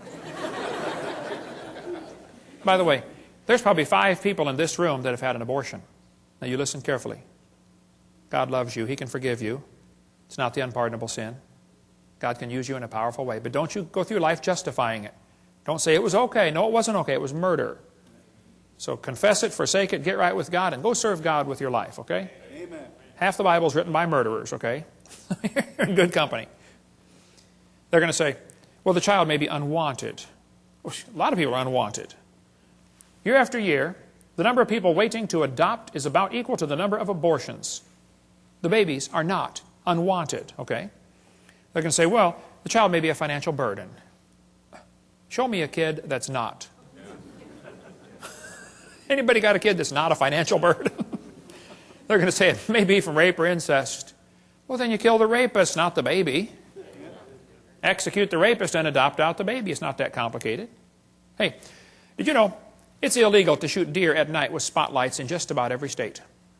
Is it illegal in Tennessee to shoot deer at night with spotlights? You got to give them a sporting chance, right? Let's give the baby a sporting chance. Pass a law in Tennessee that says if a lady goes to have an abortion, the nurse will have a jar of marbles, and we're going to have a lottery, okay? One marble for baby, one for mother, and one for father. And one for doctor. And one for governor. And let's put several in there for the past president. And let's really have a choice. Now, if he's not alive, why is he growing? If he's not a human being, what kind of being is he anyway, huh? She says, honk if you're pro-choice. It's easy for her to be pro-choice. She's already been born. I don't know if you ever thought about this, but did you know everybody that ever voted for abortion has already been born? Think that one through. They say, well, abortion's legal. Well, that doesn't make it right. 1936, the German Supreme Court declared Jews in Germany are not persons. That opened the way to allow Hitler to kill the Jews. 6 million, at least, Jews were killed. I read lots of books about Hitler. I've been to Germany a couple times. Hitler said, I have the right to exterminate an inferior race that breed like the vermin. Hitler thought the Jews were an inferior species. He said the Germans are the superior race that deserve to rule the world. Hitler was killing the Jews to make more living space for the Germans. He sought to make the practice of Germany conform to the theory of evolution. Hitler said, if you want these criminals, I'll send them to you on luxury ships. You know, in 1938, the Jews could have been saved. But America refused to take them. Every country but Sweden refused to take the Jews. Hitler's book and his mind was captivated by evolutionary thinking, probably since he was a boy. Evolutionary ideas lie at the basis of all that is worst in Mein Kampf. Hitler thought it was the duty of the strong to trample the weak. In his book, Hitler said, nature does not desire the mating of weaker with stronger individuals, even less does she desire the blending of a higher with a lower race. Who's a higher race, Adolf? He kept talking about the mingling of Aryan blood all through his book. He talked about Aryan races, lower peoples. Well, I found Hitler's hit list. Hitler thought the blonde-haired, blue-eyed Norwegians were close to pure Aryan. Did you get all that? The blonde-haired, blue-eyed Norwegian. Vorden står det till I dag. Ja, sure you betcha. Oof, da hey fella. He thought the Germans were mostly Aryan. The Mediterraneans are slightly Aryan. The Slavics are half Aryan, half ape. Orientals are slightly ape. Black Africans are mostly ape. And Jews are close to pure ape. Hitler killed the Jews to speed up the evolution process. Let's eliminate the inferiors. Anybody know where the Olympics were held in 1936? Berlin. Anybody know who won the most gold medals? Jesse Owens, the black American athlete. Hitler was so angry, he said, it's not fair to make my men race against this animal. Hitler said, I regard Christianity as the most fatal, seductive lie that ever existed. Well, that's because he thought biological evolution would weed out the religion and be a weapon against religion, because the Bible teaches all nations are of one blood. And if you think you are superior to somebody because of the color of your skin, number one, you're wrong. Number two, you're stupid. Okay, number three, you're not right with God. Okay, we cover more on the races, and there's no such thing as races. It's just skin colors on video number 7. I stood in the courtroom in Nuremberg where they held the trial years ago. Those guys on trial said, we did nothing illegal. We were just obeying orders. Yeah, and they were found guilty. Anyway, weren't they? Because see, there's a higher law than Germany's law. It's called God's law. Now, the Supreme Court in America in 1973 said the word person does not include the unborn. That's the decision that opened the way now for 45 million babies to be killed in America. 1,000 million, that's a billion worldwide. On September 11th, 2001, 3,000 Americans were killed by terrorists. We spent billions of dollars trying to hunt them down and kill them, right? You know what else happened September 11th, 2001? 4,500 Americans were killed by abortionists. 50% more. And nobody said a word. The next day it happened again. We've had a September 11th tragedy every day ever since. Have we gone nuts? Margaret Sanger started a group called Planned Parenthood to eliminate the inferior species. She wanted to wipe out the blacks, the Jews, and the Orientals. She thought they were human weeds. We could spend all day on Margaret Sanger, but they thought that, just like Hitler said the Jews are a parasite in the body of nations, Margaret Sanger said the unborn child is a parasite in the woman's body. No, it's a child, okay? It's a baby. We could spend all day on Margaret Sanger. We don't have to take time for that now, but this is a Planned Parenthood document from 1952. They said, your question's answered about birth control. What is birth control? Is it an abortion? They said, oh, definitely not. An abortion requires an operation. It kills the life of a baby after it has begun. Well, you bunch of hypocrites at Planned Parenthood. Now they're the biggest funder of abortions in the country. These 6 things doth the Lord hate. Hands that shed innocent blood. God hates this. Cursed be he that taketh reward to slay an innocent person. And all the people shall say, Amen. Amen. Your textbooks are going to tell you, kids, that you have an appendix that is vestigial. You don't need it anymore. That's a lie. You need your appendix. The appendix is part of your immune system. Here's an article on the web from University of Chicago. Ask a scientist. Nancy writes in and says, what is the function of the appendix in a human before it is taken out through surgery? This lady writes back and says, the appendix has no known function. She's way behind the times on that one. She goes on to say, it is believed that the appendix will gradually disappear in human beings as our diet do not includes cellulose no more.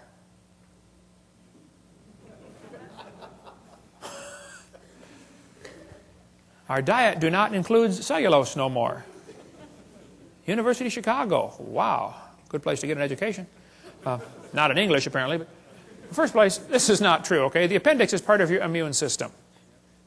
You need your appendix. The appendix activates killer B cells like your thyroid activates killer T cells. It's true you can live without your appendix. That's true. You could live without both your legs and both your arms and both your eyes and both your ears also. Doesn't prove you don't need them. If you take your appendix out, you got a much better chance of getting all sorts of diseases. This textbook says the whale has a vestigial pelvis. Many organisms retain traces of their evolutionary history. For example, the whale retains pelvic and leg bones as useless vestiges.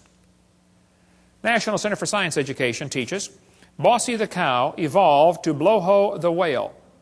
The cow evolved to the whale. And the evidence is the pelvis. Whales have a vestigial pelvis and leg bone that serve no purpose. They have hind limb bones that have no function. Just imagine whales walking around. It's true. Well, here's the bones they're talking about right there. Just imagine the whale walking around. I have tried and tried to imagine, and I just can't do it. Almost every type of whale has these bones right there in the abdomen. They are not attached to the spine. That's correct.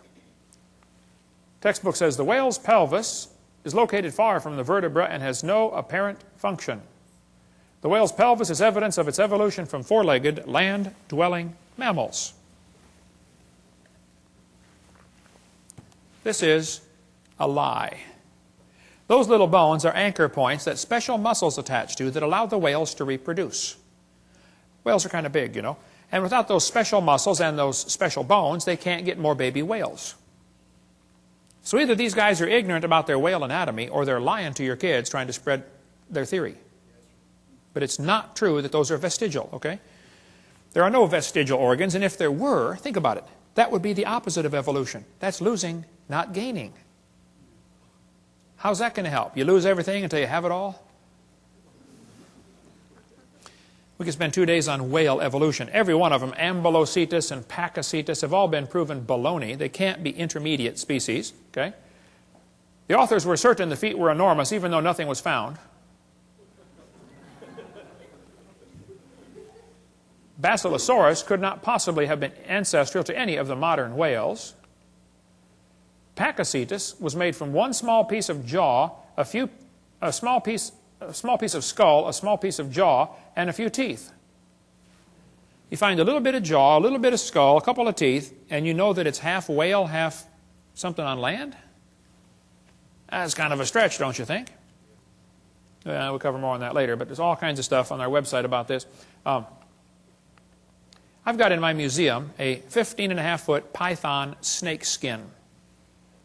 If you look at the south end of that snake skin, it's got a couple claws attached to a little 2-inch bone going up inside the snake's body. We've got them in our museum, okay? Textbook says, see, boys and girls, this is a vestigial structure. The boa and the python have these little tiny claws. Do whales or snakes have back legs? You can see that they don't.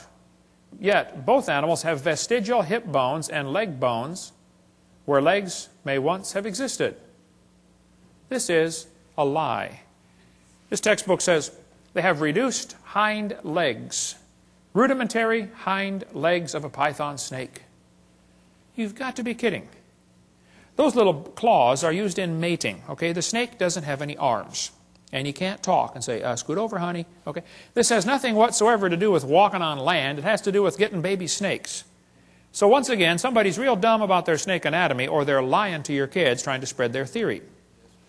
This textbook shows the coccyx, the human tailbone, and Discover magazine, and it says, that's all that's left of the tail that most mammals still use.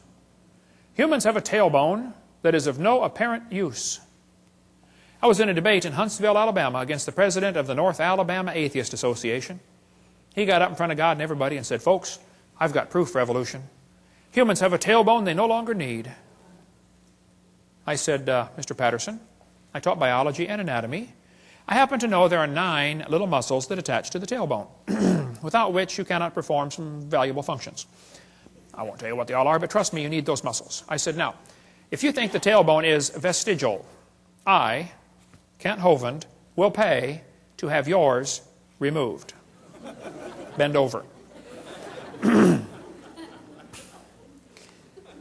Critical thinking, this book says, 2005 edition. At the end of your backbone is a coccyx, a few small bones that are fused together. Could the human coccyx be a vestigial structure? Or is it the start of a newly evolving structure? That's thinking critically. They give the kids 2 answers, 2 options, both of which are wrong. There's a third option, you know.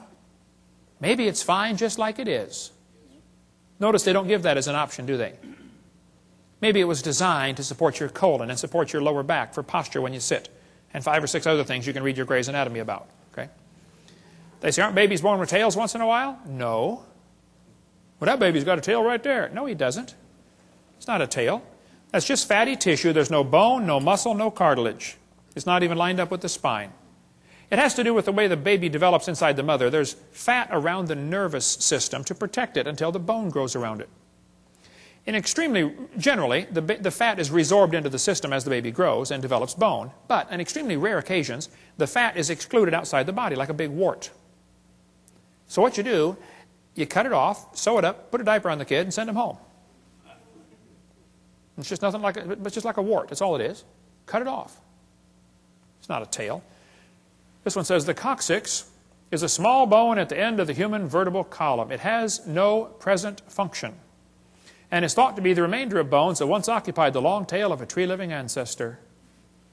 They told me when I was a kid, man used to have a tail, but he lost it because he didn't need it. I thought, didn't need it.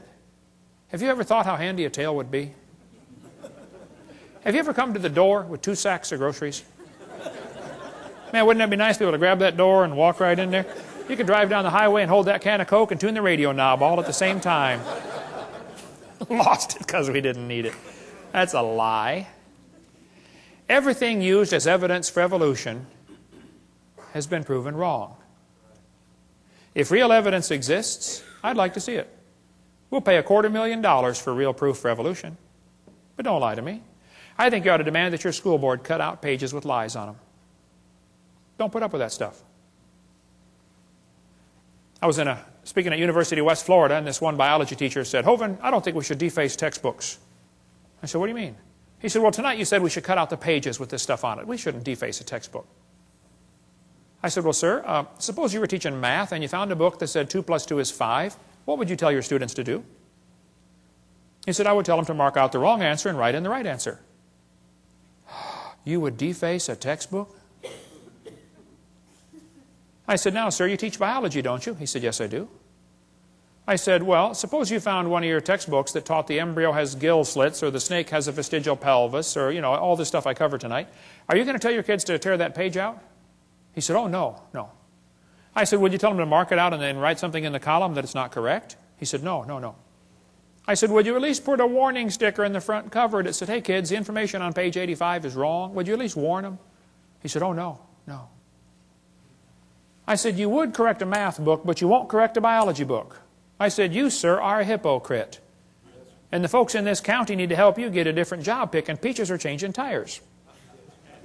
But you got no business taking our tax dollars to lie to these kids coming through your class. We're paying for this school. Why don't you be respectful and resign or quit lying to the kids? He said, Hovind, you don't have much tact.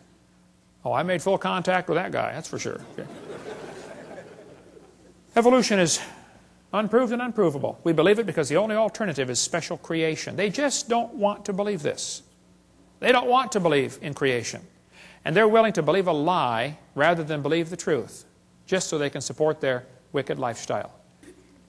Psalm 94 says, he that formed the eye, shall he not see? God formed the eye. Eyeballs are incredibly complicated. Charles Darwin said, to suppose that the eye could have been formed by natural selection seems, I freely confess, absurd. But then he goes on for 3 or 4 pages and says how he thinks it happened anyway. Your eyeball's amazing. You know, at the back of your eye, there are 137 million light-sensitive cells in 1 square inch, called your retina. All of them wired straight to the brain. How would you like to hook up 137 million electrical connections in 1 square inch? My Heavenly Father did. He's pretty smart, isn't he? Now, I debated one atheist one time, and he said, Hovind, the eye is an example for evolution because it's poorly designed. I said, what on earth are you talking about? He said, well, the light comes into your eye, and then it goes through blood vessels in front of the retina. He said, that's wired backwards. He said, the octopus has a much better eye because their blood vessels are behind the retina. I said, sir, let me just explain something to you, okay? I said, we live in the air. Now, air is a pretty poor insulator for UV light. So your body is designed with the blood vessels in front of the retina. That's your body's last defense against ultraviolet light. Now, octopus live in the water. Okay? Water blocks UV light. So they don't need their blood vessels in front. See, we're designed for living in air, and they're designed for living in water. Now, if you want to swap eyes with an octopus, you just go ahead, sir, but you're going to be blind in a few days, okay? Because they don't have the blood vessels in front to block the UV light. What a dumb evidence for evolution. What they're trying to say is, well, God wouldn't do it this way, so it must have evolved. Well, that's a silly argument for evolution. Maybe you just don't understand why it was designed that way. I think man's understanding of the human body is about like putting a 5-year-old kid under the hood of your car and saying, hey, kid, take out whatever this thing doesn't need. You don't know what any of it does. You can take it all out, right? You know, your eyeball's amazing. It would take a minimum of 100 years of Cray computer time to simulate what takes place in your eye many times every second. Eyeballs are amazing. But this textbook says, the complex structure of the human eye may be the product of millions of years of evolution. Why doesn't God get the glory for what he did?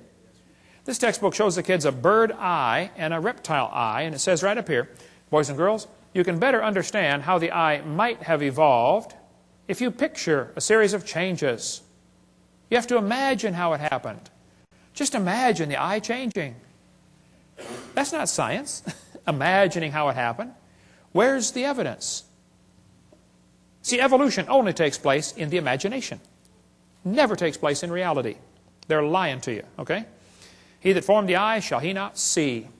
Science deals with things we can observe and study and test. You don't observe anything about evolution. If you have something that's designed like an eyeball, it demands a designer. If painting is proof there was a painter, even if you never see the guy. A building is proof there was a builder, and a watch is proof there was a watchmaker, and design, the creation, is proof there was a creator. See, design simply demands a designer, period. The invisible things of Him from the creation of the world are clearly seen. They are without excuse, the Bible says. There's no excuse. The psalmist said, when I consider the heavens. You know, God knows that the study of science will draw us to Him. Satan knows that too. So Satan has worked really hard in the field of science to make sure it pushes kids away from God. And we need some good godly science teachers to get involved in the school system and turn this thing around, okay? And by the way, we can prove the existence of God by the impossibility of the contrary. It's impossible that there not be a designer. It's just not possible. There had to be a designer, okay? I like to show evolutionists this picture. I say, guys, here we have, as far as I know, the world's largest rock group. You know of a bigger one? I'd like to see it, okay? I'll say, do you think there's any way George Washington's face could have appeared on this rock by chance? I say, no, it was designed by a guy named Borglum. It took him a long time to build it. Okay, very good. Now, let me ask you a question. You say there's no way this face could appear on the rock by chance. You don't think wind could have done that? Abrasion, exfoliation, thermal expansion of the rock? Nothing? Nope. Happened by design. Okay. Now, let me ask you this question. Do you think George Washington himself, with 50 trillion cells in his body and all these complex systems, happened by chance? I say, yeah. Now, wait. You don't think his face could appear on a rock by chance, but you do think his whole complex anatomy could happen by chance. Are you dumb in any other area, or is that the only one, you know? Then they tell kids that plants are adapted to their environment. Adapted? Yes, boys and girls, gills are an adaptation to living in water. Oh, well, how did they live before they adapted the gills? Well, you see, Mr. Hovind, for millions of years, they all died. None of them lived until they adapted the gills. Oh, I see. Why don't they say it's a design feature? See, they avoid using the word designed because then some kid's going to say, who's the designer? Adaptations for living on land. Legs. Oh yes, boys and girls. Legs support the body's weight as well as allow movement from place to place. Well, that's true. It doesn't prove they adapted by themselves, though. Lungs. Oh boy, the delicate structure of a fish's gills depends on water for support. On land, lungs carry out gas exchange. That's true.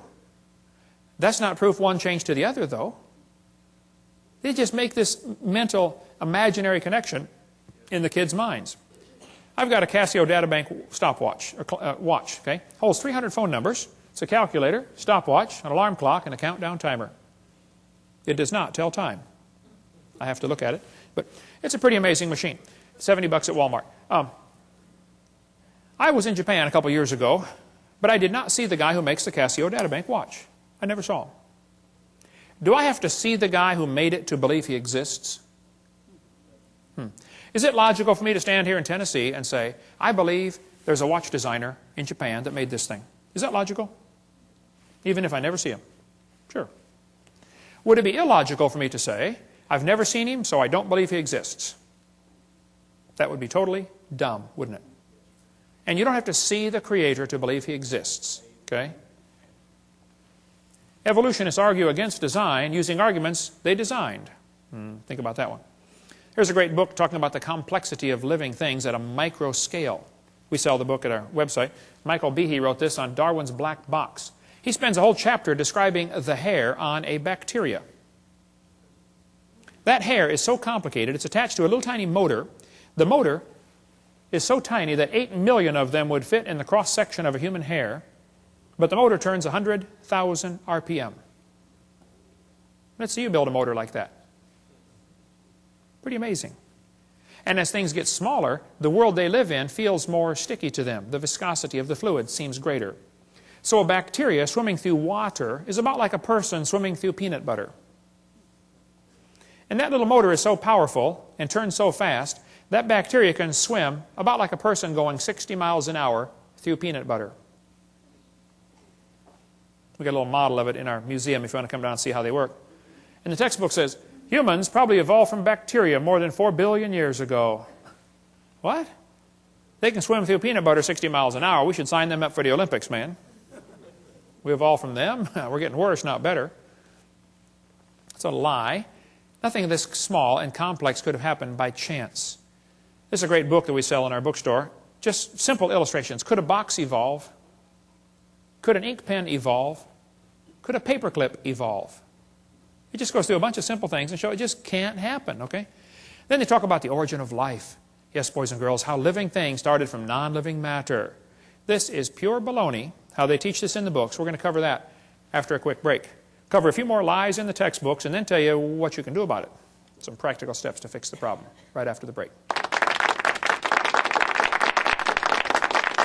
In the last 2 sessions, we covered 15 lies found in the typical textbook. I taught high school science for 15 years, and I'm not against science, I'm not against schools, I'm not against teachers, but I'm against lies.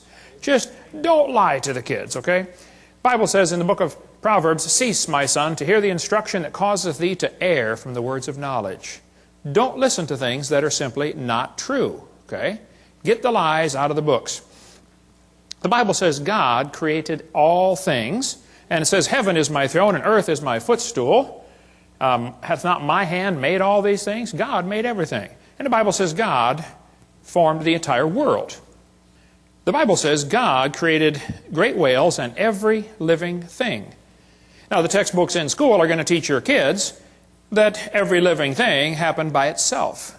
They're not going to teach them God created every living thing, that's for sure. Here's a textbook that says, the history of life on earth began about 3.5 billion years ago. How this occurred has been and will continue to be a topic for inquiry.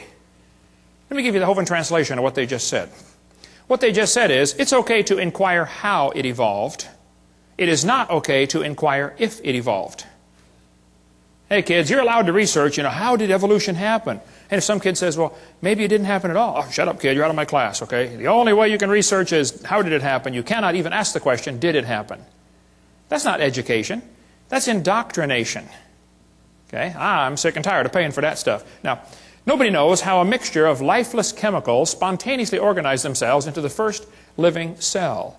Paul Davies said, nobody has a clue how life got started from non-living material by itself. There is not even a good theory how it can happen, but the textbooks are going to teach your kids it just happened, okay? They just tell them, hey, it happened. And you can't even consider the option that maybe God made it. Here's what happened. Back in the 50s, 2 guys, Miller and Urey, decided to figure out how life evolved. So they took a mixture of chemicals and ran it through these tubes and tried to create life in the laboratory. The experiment's been duplicated many, many times. Always been a failure. And always created more problems for the evolutionist. This textbook says, although he never proved how life originated, he did add evidence to the theory that life could have started by itself. That is a lie. All they did was create problems for the idea that life could have started by itself. This one says, swirling in the waters of the oceans is a bubbling broth of complex chemicals. Progress from a complex chemical soup to a living organism is very slow. Boy, it sure is. It don't even happen. That's how slow it is. There are several different articles that say life came from clay. Yep, got some clay together and poof, came alive on the bottom of the ocean. They did not address the origin of life in Darwin's book, and it's never been figured out since how life could have started. What he did is he took these 4 chemicals and put them in these glass tubes, made them circulate around, and tried to create life in the laboratory. This textbook says, many important events occurred during the Archean era, the most important of which was the evolution of life. Progress from complex molecules to the simplest living organism was a very long process. I guess so. If you give it billions of years, somehow it looks more reasonable, This one says, the first living cells emerged between 4 billion and 3.8 billion years ago. There is no record of the event. But you better believe it, and you're going to be tested on it. The first self-replicating systems must have emerged in this organic soup. So great-great-great-great-grandpa was soup. This is one of the lies in the textbooks you kids have to face. Nobody has a clue how life could have gotten started by non-living chemicals. Even Haeckel confessed, he's the guy we talked about in the last session, that made up the idea that the embryo has gill slits, you know, so they could justify abortion. Haeckel said, he claimed that spontaneous generation must be true, not because it had been proven in the laboratory, but because otherwise it would be necessary to believe in a creator. Well, Ernst, I'm sorry, bud, that's just the way it goes. Okay, there's a creator, whether you like it or not, okay? So have they really produced life in the laboratory? Oh, they haven't even come close. Here's what they did. They took 4 gases. They took methane, ammonia, water vapor, and hydrogen, ran them through these tubes, ran it through a spark chamber supposed to simulate lightning. And say, we're going to put them together and make life in the laboratory. At the bottom of the flask, they got this red goo, and they kept draining the goo off, because if it went through the spark again, it would destroy it. So they had to make the goo and then save it from the next spark, okay? They said in the textbook here it was rich in amino acids, this red goo was. Well, that's simply a lie, okay? They didn't come close to making life. The problem is they had a reducing atmosphere. In other words, he excluded oxygen. You can look at his 4 gases. There's no oxygen there. He knew if he had oxygen in there, it would oxidize whatever chemicals tried to combine. You know, you cut a banana open and lay it on the table, it turns brown, it oxidizes. You don't paint your car, and it oxidizes, it rusts. Well, living cells will oxidize quickly in the presence of oxygen. So he didn't put any oxygen in there. That creates a serious problem, because if you have oxygen, you cannot get life to come from non-living chemicals. The problem is ozone is made from oxygen, and ozone blocks UV light, and UV light destroys ammonia, and ammonia is one of the 4 gases he's got. So you cannot get life to evolve with oxygen, and you cannot get life to evolve without oxygen. Because if you don't have oxygen, you don't have ozone, and now your ammonia gets destroyed. It's just not going to work either way. And the Earth has always had oxygen, even more than today. This guy said, what evidence is there for a primitive methane, ammonia atmosphere on Earth? The answer is there is no evidence for it, but much against it. We find in general no evidence in the sedimentary distribution of carbon, sulfur, uranium, etc., that an oxygen-free atmosphere ever existed on the Earth. If somebody tells you the early Earth had a reducing atmosphere, you tell them Kent Hovind said they're confused or they're deliberately lying, because it's not true. The Earth has always had oxygen. This article said, it's suggested from the earliest dated rocks at 3.7 billion years ago, Earth had an oxygenic atmosphere. They've always known the Earth had oxygen, even more than we have today. We covered that on seminar part 2, how the early Earth probably had even more oxygen, made them live longer. This textbook says, there was no oxygen on the Earth, which is a lie, and then it says the rocks absorbed it. Hello? How can they absorb it if it wasn't there? Well, think about it. Second problem they had with the Miller experiment, they filtered out the product. That is not realistic for nature, okay? They saved the goo from getting sparked the second time because it would have destroyed it. What he actually made in this experiment was 85% tar, 13% carboxylic acid. Now, both of those are poisonous to life. If you make a mixture that's 98% poisonous to the other 2%, I don't think it's logical to say you've succeeded in creating anything that's going to help make life, okay? The problems are he made mostly only 2 amino acids. There are 20 different ones required to make life. 20 different amino acids. Now, these amino acids are kind of like letters of the alphabet, okay? You have to have 26 letters in the English alphabet to make all the words that we have. Well, you have to have 20 different amino acids to make all the proteins that your body has. With those 20 different amino acids, your body can build a bazillion different kinds of proteins. Kind of like you can make a lot of different words with the same 26 letters, okay? What he actually made was a couple of letters, like 2 of the letters of the alphabet, by combining these gases. This creates a real problem since half of them were left-handed and half of them were right-handed. What he actually made was amino acids, only 2 of them, and half of them were backwards. I mean, if I drop letters of the alphabet, there's a 50-50 chance some of them are going to land upside down. They don't do any good. You have to have them all facing the right way. The smallest proteins we know of have about 70 to 100 amino acids, all of them facing the right way. This greatly compounds the problem, okay? DNA and RNA are all right-handed. All other proteins are left-handed. It's a very puzzling fact. All proteins that have been investigated from animals, plants, and higher organisms, and from simple organisms, bacteria, molds, even viruses, are made of left-handed amino acids. They're all that way. So he's really got a problem since half of his letters were backwards. And there are hundreds of amino acids required to combine in just the right way to make a protein, and they unbond in water faster than they bond. And they claim this all happened in the oceans. Well, the oceans are completely full of water, all the way to the bottom. And Brownian motion is going to drive them apart. It's not going to put them together. One of the lies in the textbooks is that they made life in the laboratory. They have all they've done, every experiment has made the problem worse for the evolutionist, okay? These spontaneous generations do not occur spontaneously in water. Life is not going to get started in this way. There's a whole lot more in the book, Icons of Evolution, if you want a lot more on the subject to go down deep. But they got this weird idea in their head that all they have to do is get all the right chemicals together and then add energy, and it'll make life. Okay, well, let's do an experiment. Let's put a frog in a blender and turn it on. In a matter of moments, you will have frog nog. And you will have all of the chemicals required to make a frog in one blender, right? Then we're going to add energy. You can turn it on puree for 30 minutes. You can nuke it, microwave it, zap it with jumper cables. I don't care what you do. Drop a hand grenade in there. Add all the energy you want, okay? How long will it take to reassemble the frog? It'll never happen. See, just getting the chemicals together isn't the problem. You go to the mortuary, you got a dead body laying there, you got all the chemicals required for life right there in one spot. Bring it back to life. Life is something different. I don't think science has ever defined that clearly, but they talk about how we all came from this early life form. Once this first life form got started, this single cell, then it evolved into everything else. Like this textbook shows the kids that a bacteria slowly evolved to a human. These trees of life are absolute propaganda. There is no evidence for any of these, okay? Even Mary Leakey said, those trees of life with the branches of our ancestors, that's a lot of nonsense, okay?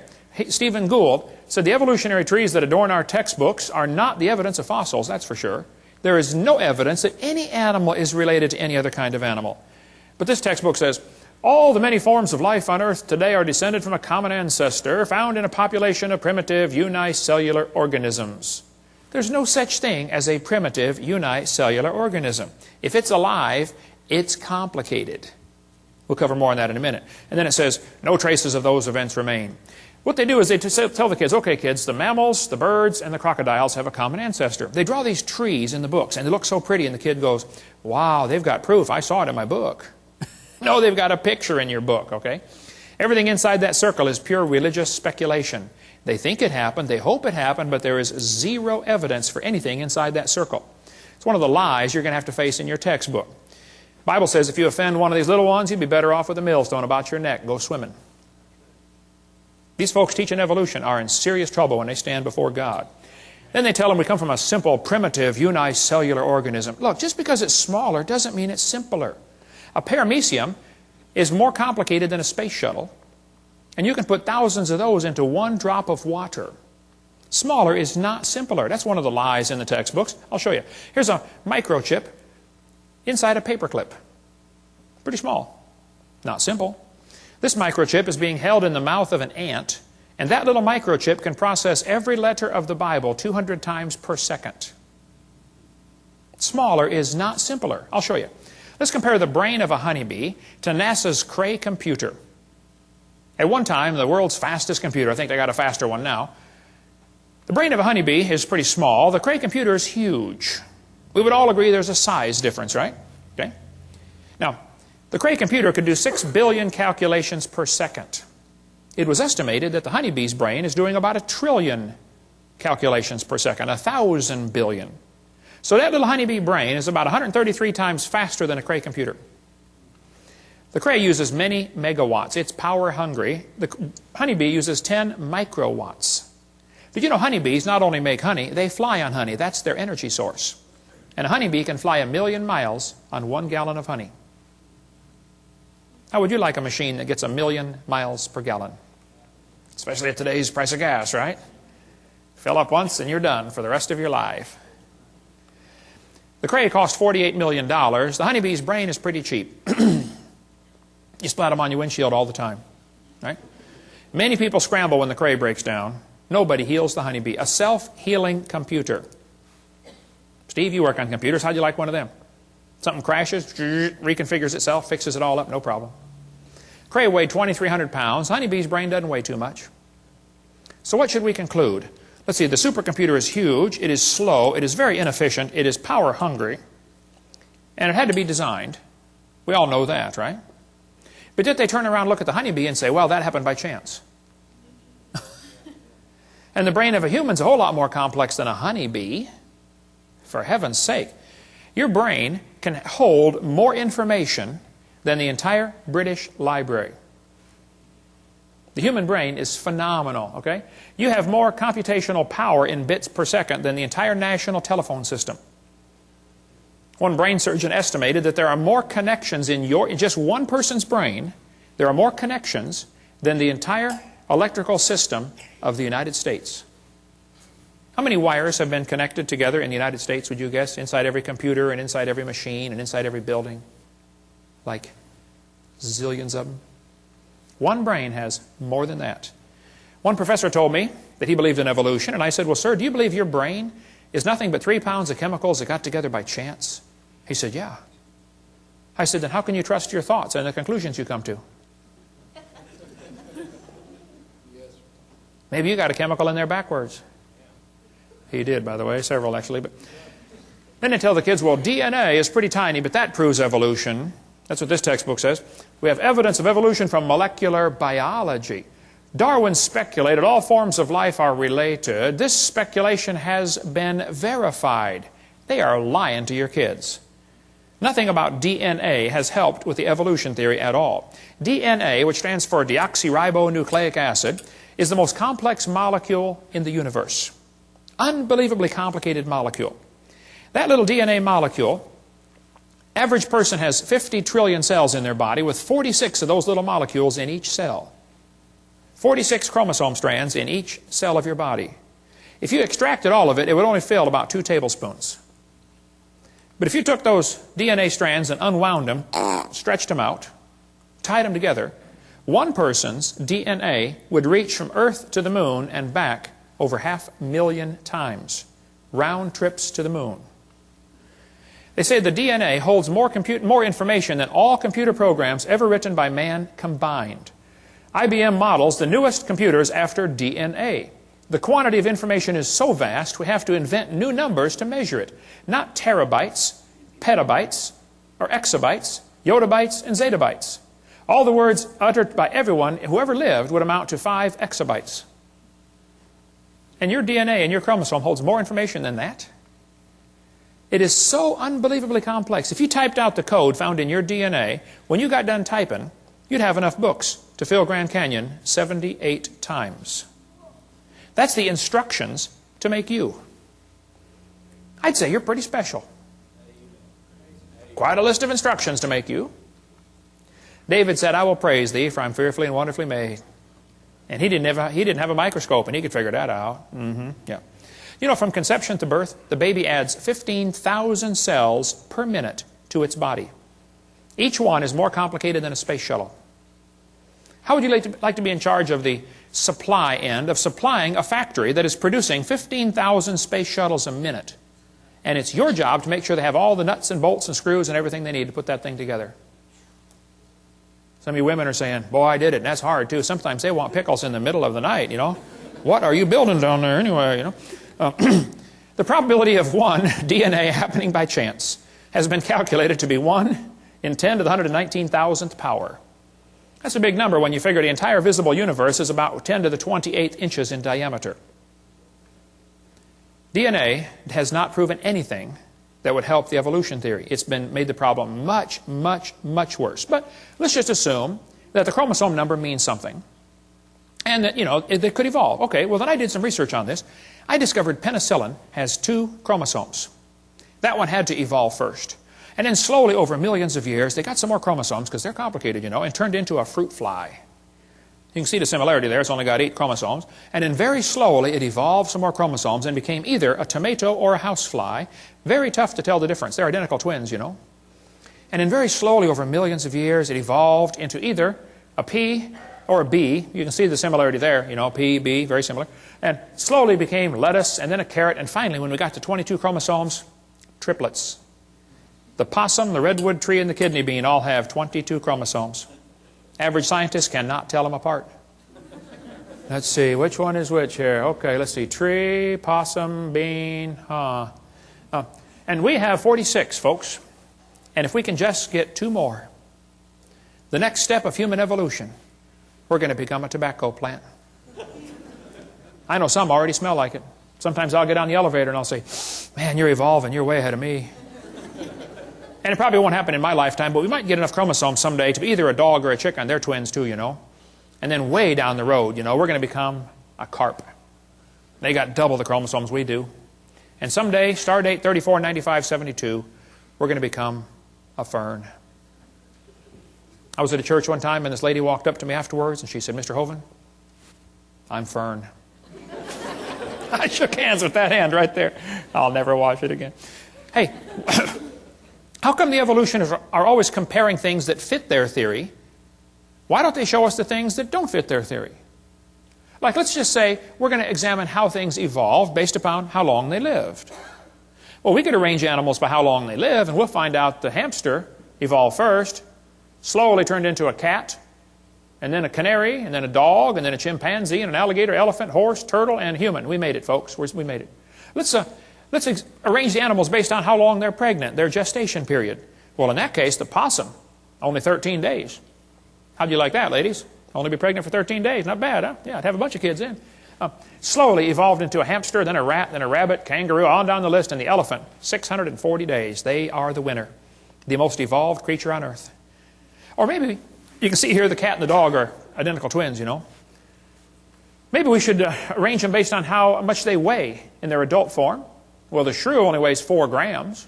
Slowly it became a mouse. And very slowly, over billions of years, became a whale. The whale's the most evolved now. Why don't they show us these charts, huh? And why is it that amphibians have 5 times more DNA than mammals, and some amoeba have 1,000 times more DNA? They don't tell us these things because it doesn't fit their theory. It's impossible to arrange in any sort of evolutionary series based on just one little bit of facts. You better find all the facts. You find out this evolution theory fails miserably. But they tell the kids, we're going to think critically. Boys and girls, there are 20 kinds of amino acids. That's a fact. Explain how this fact supports the idea that all life shares a common ancestor. How's a Christian kid supposed to answer that for homework for Monday? Don't you see a built-in assumption in this question? That's not learning to think critically. Would the kid be allowed, teacher, to explain how this fact that all life forms have 20 amino acids, would the kid be allowed to say, maybe that proves the intelligence of a common designer? Maybe God gave all the animals the same basic 20 amino acids so that we don't have to just eat each other, you know. I mean, if they're all totally different, wildly different kinds, then we could only eat other humans. But see, God made it this way so the brown cow can eat the green grass and give the white milk and make the yellow butter, and I eat it and get the blonde hair. Maybe that's why there's all the same basic building blocks. Yeah. One of the lies they face in the textbooks is this idea that all these similarities prove a common ancestor. Well, let's pretend that it does, okay? This textbook says humans and orangutans are 96% similar, proving a common ancestor 15 million years ago. I don't think so. Humans and chimps have thousands of differences. Thousands of differences. Overall, this guy says, the genetic difference is only 1.6%. Oh, that's what they used to think, but that's a lie. Barney Maddox was the leading genome researcher on this project. He said the genetic difference between human and chimpanzee is at least 1.6%. That doesn't sound like much, but calculated out, that's a gap of 48 million nucleotides. And a change of only 3 nucleotides is fatal to an animal. He said it's not going to happen. That's when they thought the difference was 1.6%. It's still too big of a gap. Now then, later they found out, oh, actually it's a 95% similarity, which is 5% difference. And just recently they said, oh no, wow, look at this, it's 7.7% difference. The more we study about this, the worse the problem gets for the evolutionist. Actually, it's becoming worse by the day. This result is based on only 1 million DNA bases out of 3 billion. They've only analyzed 1/3000th of the human DNA code. A very small percent has actually been analyzed. French and American scientists have mapped chromosome 14, the longest sequence to date, and the site of more than 60 disease genes. The feat enlisted nearly 100 researchers and marks the 4th of the 24 human chromosomes mapped so far. If somebody tells you they have mapped the entire human genome, you tell them Kent Hovind said they're mistaken or they're lying. Okay, they've only mapped a small percentage. Okay, then it says The French National Sequencing Center said the chromosome is comprised of more than 87 million pairs of DNA, all of which have been sequenced, so the chromosome's map includes no gaps. This is the longest piece of contiguous DNA sequenced. 87 million pairs, a fraction of the total 3 billion pairs found in the human genome. They still don't know how much there's in there, and it's already 7.7% difference. This researcher said, human genome is littered with up to 20,000 pseudogenes. That proves evolution. I get this in debates all the time. They'll say, what about the pseudogenes? I said, there's no such thing. They say, well, yeah, there are thousands of pseudo, which means a false gene. It doesn't do anything. Oh, no. Those pseudogenes serve several purposes. Number one, they serve as decoys to draw poisons away from the real ones. Number two, they serve as backup mechanism. It's like your computer has an automatic backup. You know, if a piece of the memory gets destroyed, another one of those pseudogenes jumps right in, takes over. No, there's not. They took out some of the pseudogenes to see what would happen. They said, well, the mouse doesn't need these things. Let's take them out. And there's how they turned out. They were deformed terribly. No such thing as a pseudogene. The pseudogene may function as a decoy to lure away destructive enzymes. Discover Magazine of '03. We could spend all day on DNA sequencing, but you know, it could be. We have similar DNA to other animals because we have the same designer. You know, similar bridges would have similar blueprints, wouldn't they? Similar cars would have similar instructions on how to build them, how to make them. Man has a pretty good understanding of how cars work. My daddy started us boys off working on cars when we were, 7 years old. I've had 128 cars, I believe. I've rebuilt the motors, the transmissions, the wobbleator shafts, the differentials, the high-speed Canuten valves, and the muffler bearings. I have a pretty good understanding of how cars work. But understanding the operation of a car does not explain the origin of the car. Big difference. See? Let's suppose your son turns 16. All of my kids did a few years ago. Your son comes up and says, hey, Dad, I got my license. Let me see that thing, son. Let me see your license. Come on. Wow, son, that's a lousy picture. It is a good likeness, though. He says, hey, Dad, can I drive the car? Well, son, your mom and I knew this day was coming. The car is a very complicated machine. Did you know there are 3,000 bolts required to hold a car together, and one nut can scatter it all over the highway? We don't think you're ready for the whole car, son. We're going to let you slowly evolve into the car. This year we're going to give you 10%. Next year maybe just a little more. Hey, what good is 10% of a car? That's what you put in a junkyard. How many things have to be right on a car to make it work? Like thousands of things? How many things would have to be wrong to make it stop working? Any one of the many thousands of things.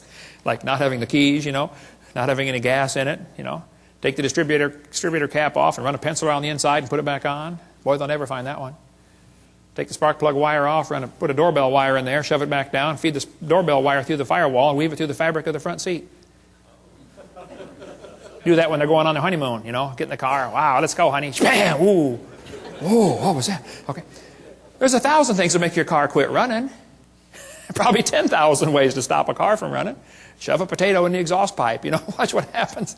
I don't want to give you any more ideas, okay? But there are thousands of differences between humans and chimpanzees. But if you think a percentage of similarity proves a relationship, let me show you the research I've been doing. I discovered clouds are 100% water. Watermelons are 97%. It's only 3% difference. That proves they're related. Jellyfish are 98%. Missing link. And so are snow cones. Yeah, there we go. We got the proof, okay? Then they tell them fossils prove evolution. I say, guys, you got to be kidding. This textbook says, evidence of evolution from the fossil record. Oh, no, don't give me that. That's a lie. There is no fossil record. There's a bunch of bones in the dirt. It's not a record, okay?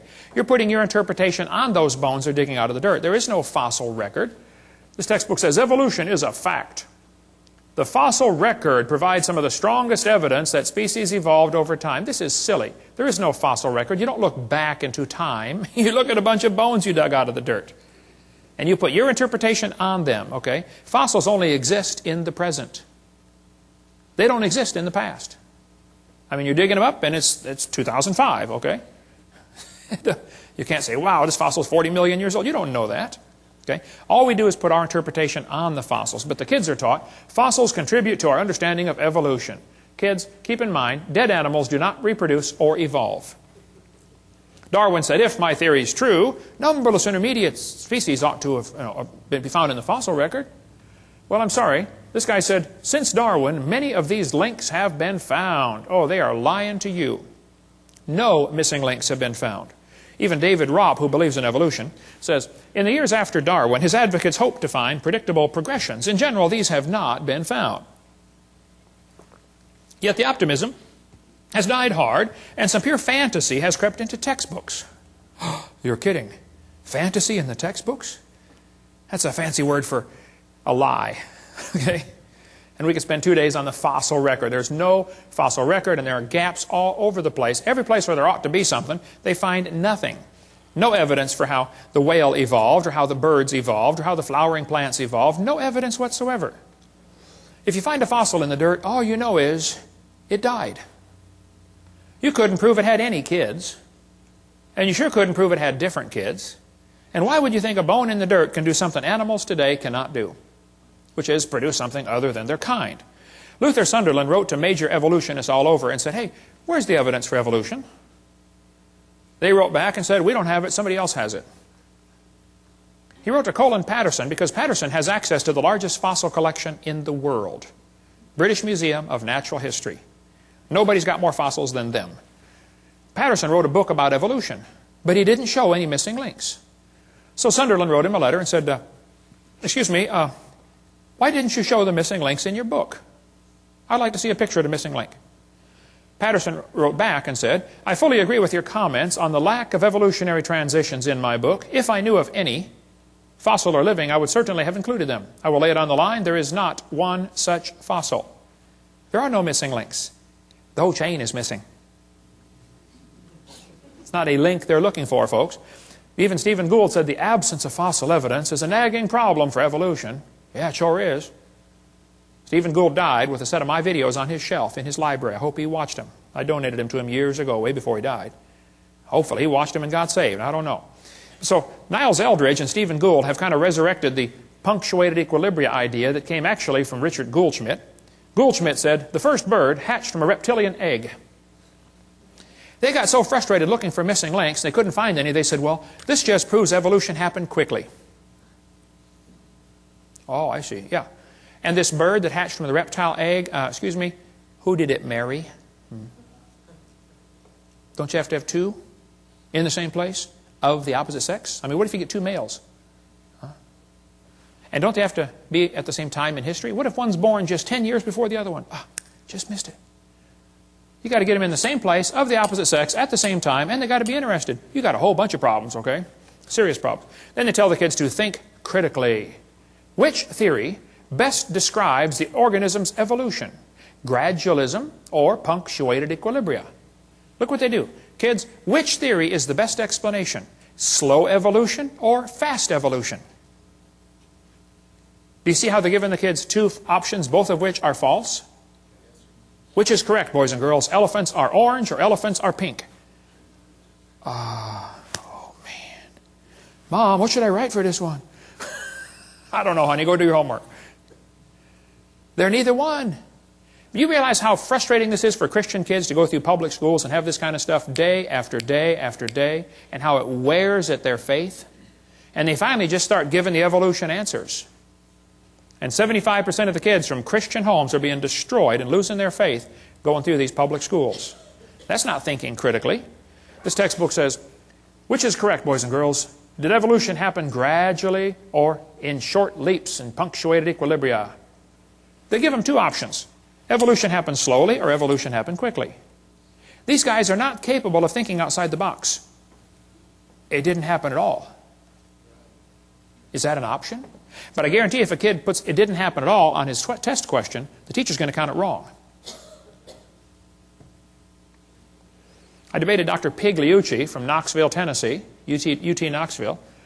I said, Dr. Pigliucci, you've studied and taught evolution of plants for 10 years. You've received $650,000 in grant money to study the evolution of plants.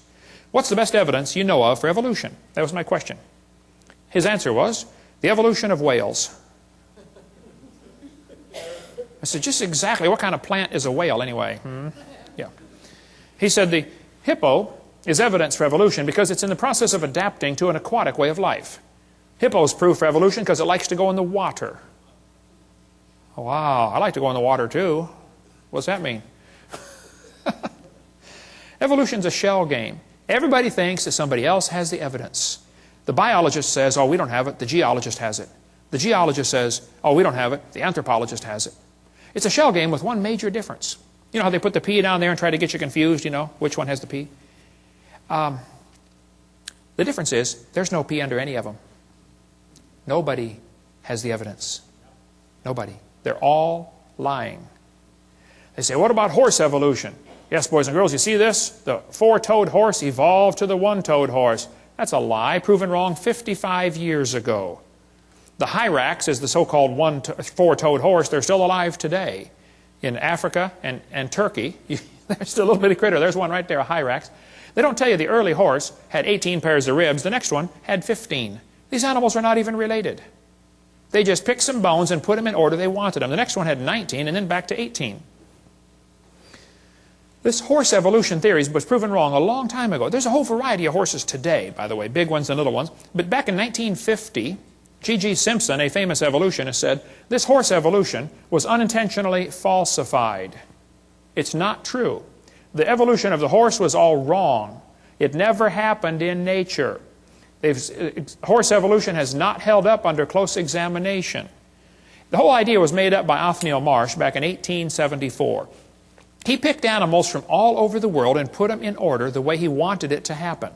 He never found them in that order, okay? Modern horses are found in the same layers as the so-called ancient horse. The ancient horse is just an animal still alive today in Turkey and East Africa. The ribs, toes, and teeth are different. In South America, the fossils are in the reverse order. Real problem. They're never found in the order presented in the textbooks. Tulsa Zoo finally took out their display because a friend of mine wrote him a letter and said, hey, why do you have the horse evolution on display? I've got the letters here somewhere. Did you get those out, Steve? They're in the suitcase? Okay. You can come read those later. He wrote him a letter and said, guys, your horse evolution thing was proven wrong like 50 years ago. You know, would you please remove the display? And they said, we don't have the funding to remove it. So he went to a sign shop and got a bid for a sign, $60 or something, that says, we'll take this, the sign would say, we will take down this display as soon as we receive the funding, because the display is not accurate. He went into the curator at the zoo and said, here's $60 for the sign. This guy will make the sign. When would you like it delivered? He said, what's this? Oh, you're going to take down, we're going to take down the display when we get the funding. Yeah, he said, you at least warn the people, you know, the display's not right. Well, they didn't take it down. Finally, I forget, 2,000 people signed a petition saying, get this thing out of our zoo. It came on the evening news, 10 o'clock one night. Tulsa Zoo has a false display. Next morning, it was gone. They found the funding. 6 months later, they put it back up. Yale University still has their horse evolution on display, proven wrong 55 years ago. Get more on the horse evolution in the book Icons of Evolution. Just because you can arrange animals in order, that doesn't prove anything. Even if you find them buried in a certain order, that doesn't prove anything. If I get buried on top of a hamster, does that prove he's my grandpa? No. Order of burial means nothing. But if you think you can arrange things and that somehow proves something, okay. I've been doing a lot of research on the evolution of the fork. I've pieced together fragmentary evidence for a long time. I believe, after studying this very intently, that the knife evolved first. Slowly, over millions of years, great geological pressures squeezed it and made it concave on one side, convex on the other, and squeezed it into a spoon. And then slowly, erosion cut grooves into the end and turned it into a fork. I knew I was onto something here, but I felt like I had a missing link, particularly between the spoon and the fork. I just couldn't find it. Till one day I was flying to Connecticut on U.S. Air. I was 30,000 feet off the ground, and the stewardess walked down the aisle and just handed me the missing link. I don't think she knew what she had, but my trained scientific eye picked it up right away. I said, wow, this is it. I've got it. I stuck it in my pocket. Later that day, I went to Popeye's Chicken and found another one. There they are, folks, the missing links. So the evolution of silverware is nearly complete. Of course, we got a few mutants along the way. Didn't quite survive for some reason, you know. And Of course, people found out I was doing research on this. They all wanted to be famous, you know, so they tried to get in on the glory. They sent me their research. This one was an obvious fork head on a spoon handle. I mean, look, it didn't get by me. I caught it right away, you know. They don't get stuff. I don't fall for stuff like that. Even the races, of course, evolved along the ways. But look, if you want to arrange things, you can turn a cat to a cot to a dot to a dog by changing one letter at a time. You can play with this for a while, turn yourself into a fool when you're done. They say dinosaurs turned to birds. There are very few ideas as dumb as this one. The Bible says God made the birds on day 5. He made the reptiles on day 6. Evolution says reptiles came first and then the birds. You know, everything about evolution is backwards to the Bible. Everything. But this article says, dinosaurs alive as birds, scientist says. Oh, wow, scientist says. Well, that proves it right there. Just like it gives some kind of authority. Wow, scientist says. This is absurd. Everything about the bird evolution is baloney. Okay? Archaeoraptor was listed in 1999 as the missing link. Yes, boys and girls, breaking news, National Geographic, we found the missing link. They had a whole big article about the missing link has been discovered. Then a couple months later, oops, it was proven wrong. You know, everything about these feathered dinosaurs has been proven baloney. But guess what? They're still teaching it. Here's a whole book. The Feathered Dinosaurs of China. Well, you just got this recently? Why would they still be teaching something that's been proven wrong for 5 years? All this feathered dinosaur stuff is baloney. It's all baloney. We cover more on that in one of the debates I did. I forget which one. But they say birds are descendants of dinosaurs. Well, kids, in case you don't know, there are a few differences between a dinosaur and a bird. Okay, you don't just put a few feathers on them and say, come on, man, give it a try. It won't hurt too bad. It's just not that easy. See, reptiles have 4 perfectly good legs. Birds have 2 legs and 2 wings. So if his front legs are going to change to wings, somewhere along the line they're going to be half leg and half wing. Which means on that particular day he can't run anymore and he still can't fly yet, so he's got a real problem. Serious problem. They say Archaeopteryx is proof for evolution. You got one here on the table, brother? Archaeopteryx. Whenever you buy a bag of dinosaurs, they almost always stick one of these in there. Archaeopteryx. Wow. And this somehow gets an impression to the kids. Wow, we got proof that dinosaurs turned to birds. Here's one here with feathers on it. They're lying. It's still in the textbooks. I mean, today, about Archaeopteryx, and it's been proven years ago, Archaeopteryx was just a bird, a perching bird. Alan Fiducia, who believes in evolution, says it's not a missing link. It had the right features for flight. All the features of the brain were for flight, okay? Archaeopteryx means ancient wing, and he had claws on his wings. Well, that's kind of unusual, okay. But 12 birds today have claws on their wings. The swan, the ibis, the hoatzin, several birds have claws. They say, well, he had teeth in his beak. Well, not many birds have teeth. Some do. There's a hummingbird has teeth in his beak. But most birds don't have teeth, I agree. Actually, some mammals have teeth. Some don't. Some birds have teeth. Some don't. Some fish have teeth. Some don't. Some of you have teeth. Some don't. Okay? So, missing link. The Chinese dino bird was a forgery. And we don't have time to cover all that today. But we give lots more on that on the one of the debates I did. It's true feathers and scales are both made of keratin. Same building block. That's true.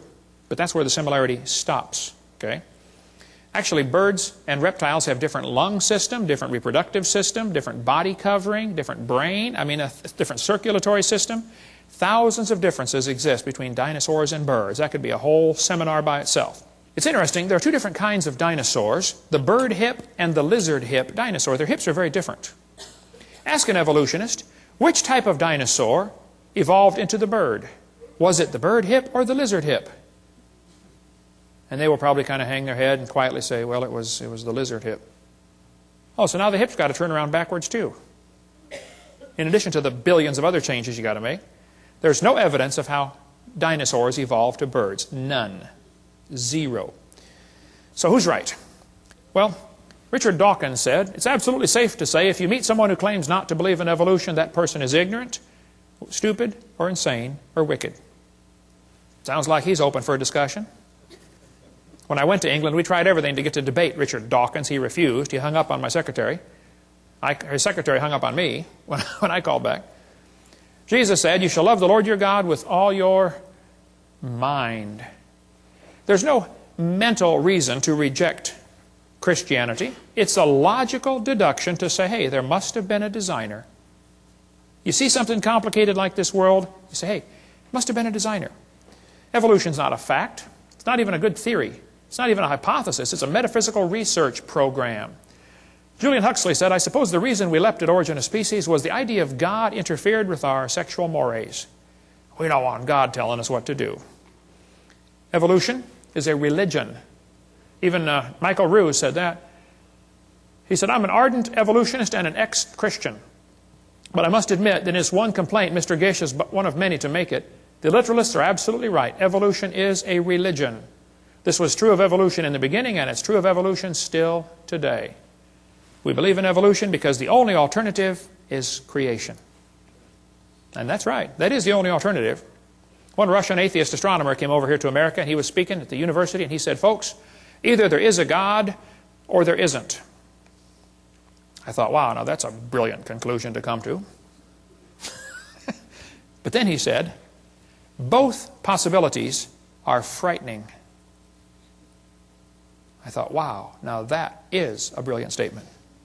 See, if there is a God, we better find out who He is and find out what He wants and do what He says. If there is no God, we're in trouble. We're hurtling through space at 66,000 miles an hour and nobody's in charge. That's a scary thought. Even one famous scientist said, this evolution, transformationism, is a fairy tale for adults. The theory has helped nothing in the progress of science. It is useless.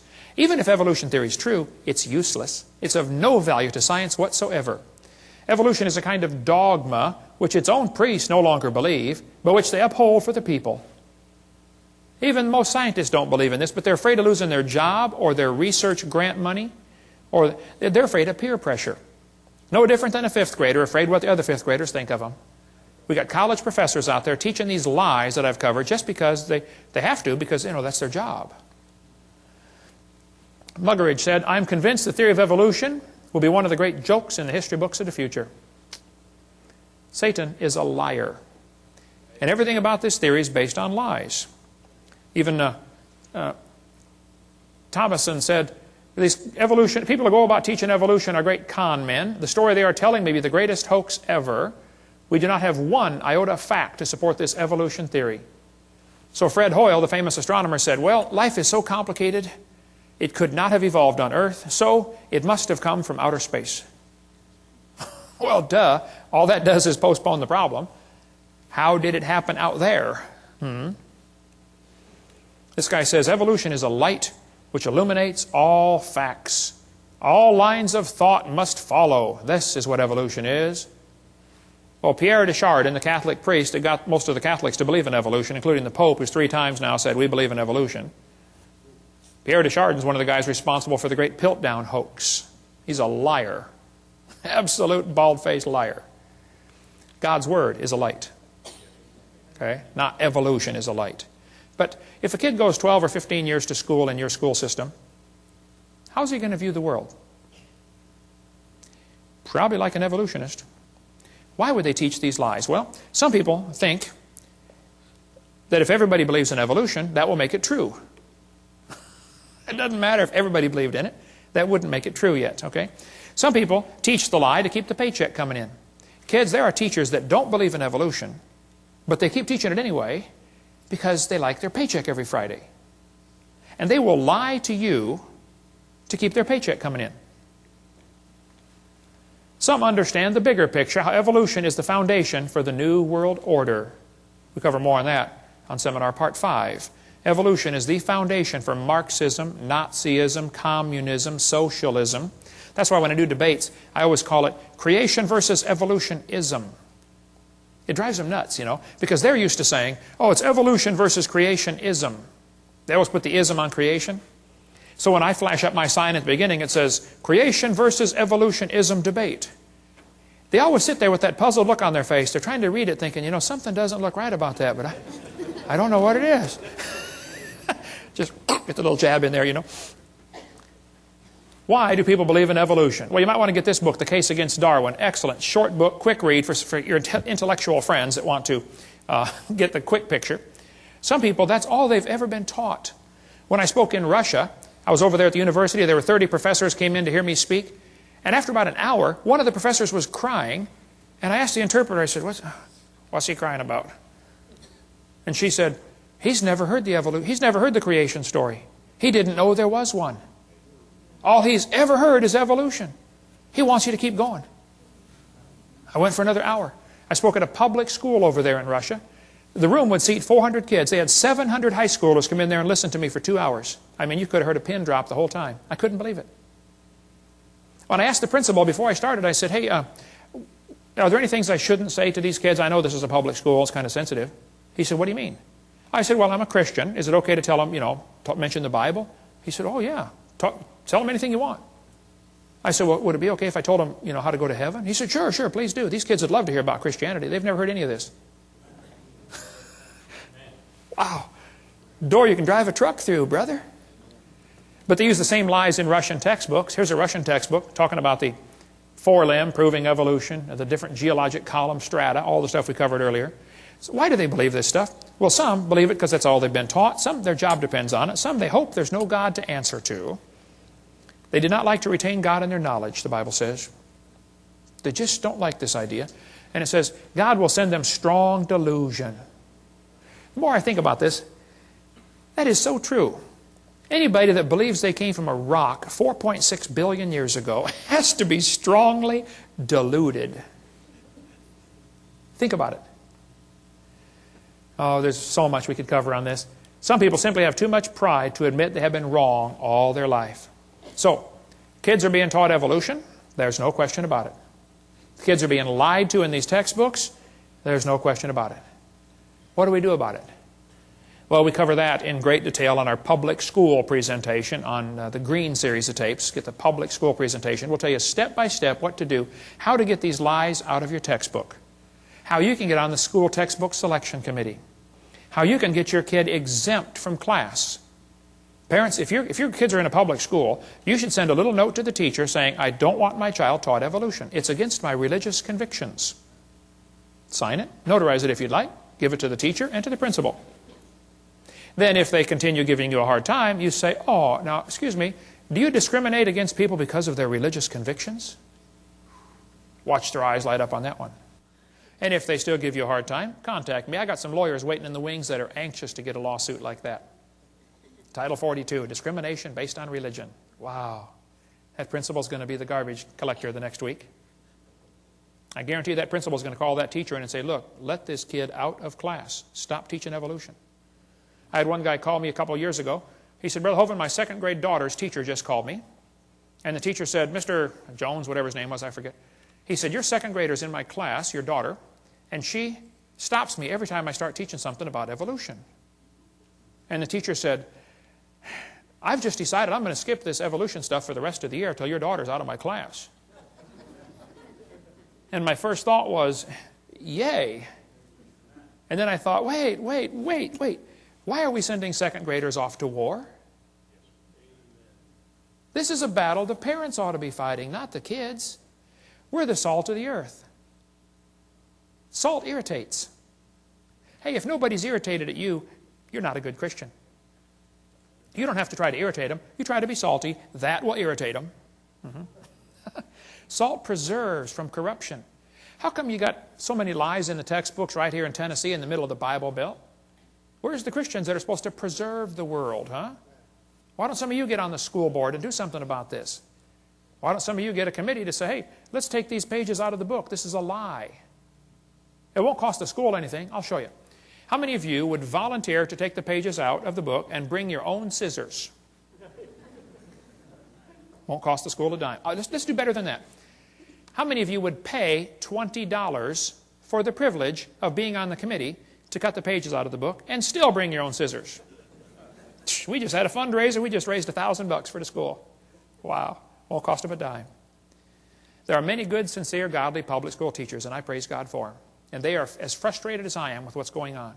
If you've got a good teacher in your school that wants to do what's right, support them. Because I guarantee if there's a teacher that tries to get up and stand up for creation and against evolution, there's a good possibility they'll get fired or get persecuted for it. We cover much more on that on video number 7, how teachers get persecuted for standing up for what's right. Many teach this theory because they simply have never been taught anything else. Many don't know it's okay to teach creation. It's perfectly fine. Well, what do we do? Well, there's a long history of how we got this theory in our schools, and we'll cover all that in the public school presentation. And what do we do about it? It's all covered on videotape number 5. We'll show you the dangers of this theory. It's not just a dumb idea, it's a dangerous religion. And then tell you some real practical steps to fix it on Seminar Part 5. Thank you for joining us. We hope you've enjoyed this video series on creation, evolution, and dinosaurs. Much more important, though, than knowing all the truth and facts about science is to know the truth about whether you're going to heaven or not. If you've never trusted Christ as your Savior, let me explain quickly what you need to do to go to heaven. The Bible says we're all sinners. We've all broken God's laws. We've disobeyed the Creator. We've done wicked things. We're sinners. Some are worse than others, at least in man's eyes, but we've all broken God's laws. And the Bible says you have to repent. The word repent means to turn. It actually means two things, to turn from your sin and to turn to God. God's looking for a change in your attitude where you say, Lord, I don't want to do wrong anymore. I'm sorry, I've offended you. I want to do right. And you turn from sin and you turn to God and say, God, would you please forgive me? Would you save me? The Bible says in Romans chapter 3, verse 23, that all have sinned and come short of the glory of God. You need to admit you're a sinner.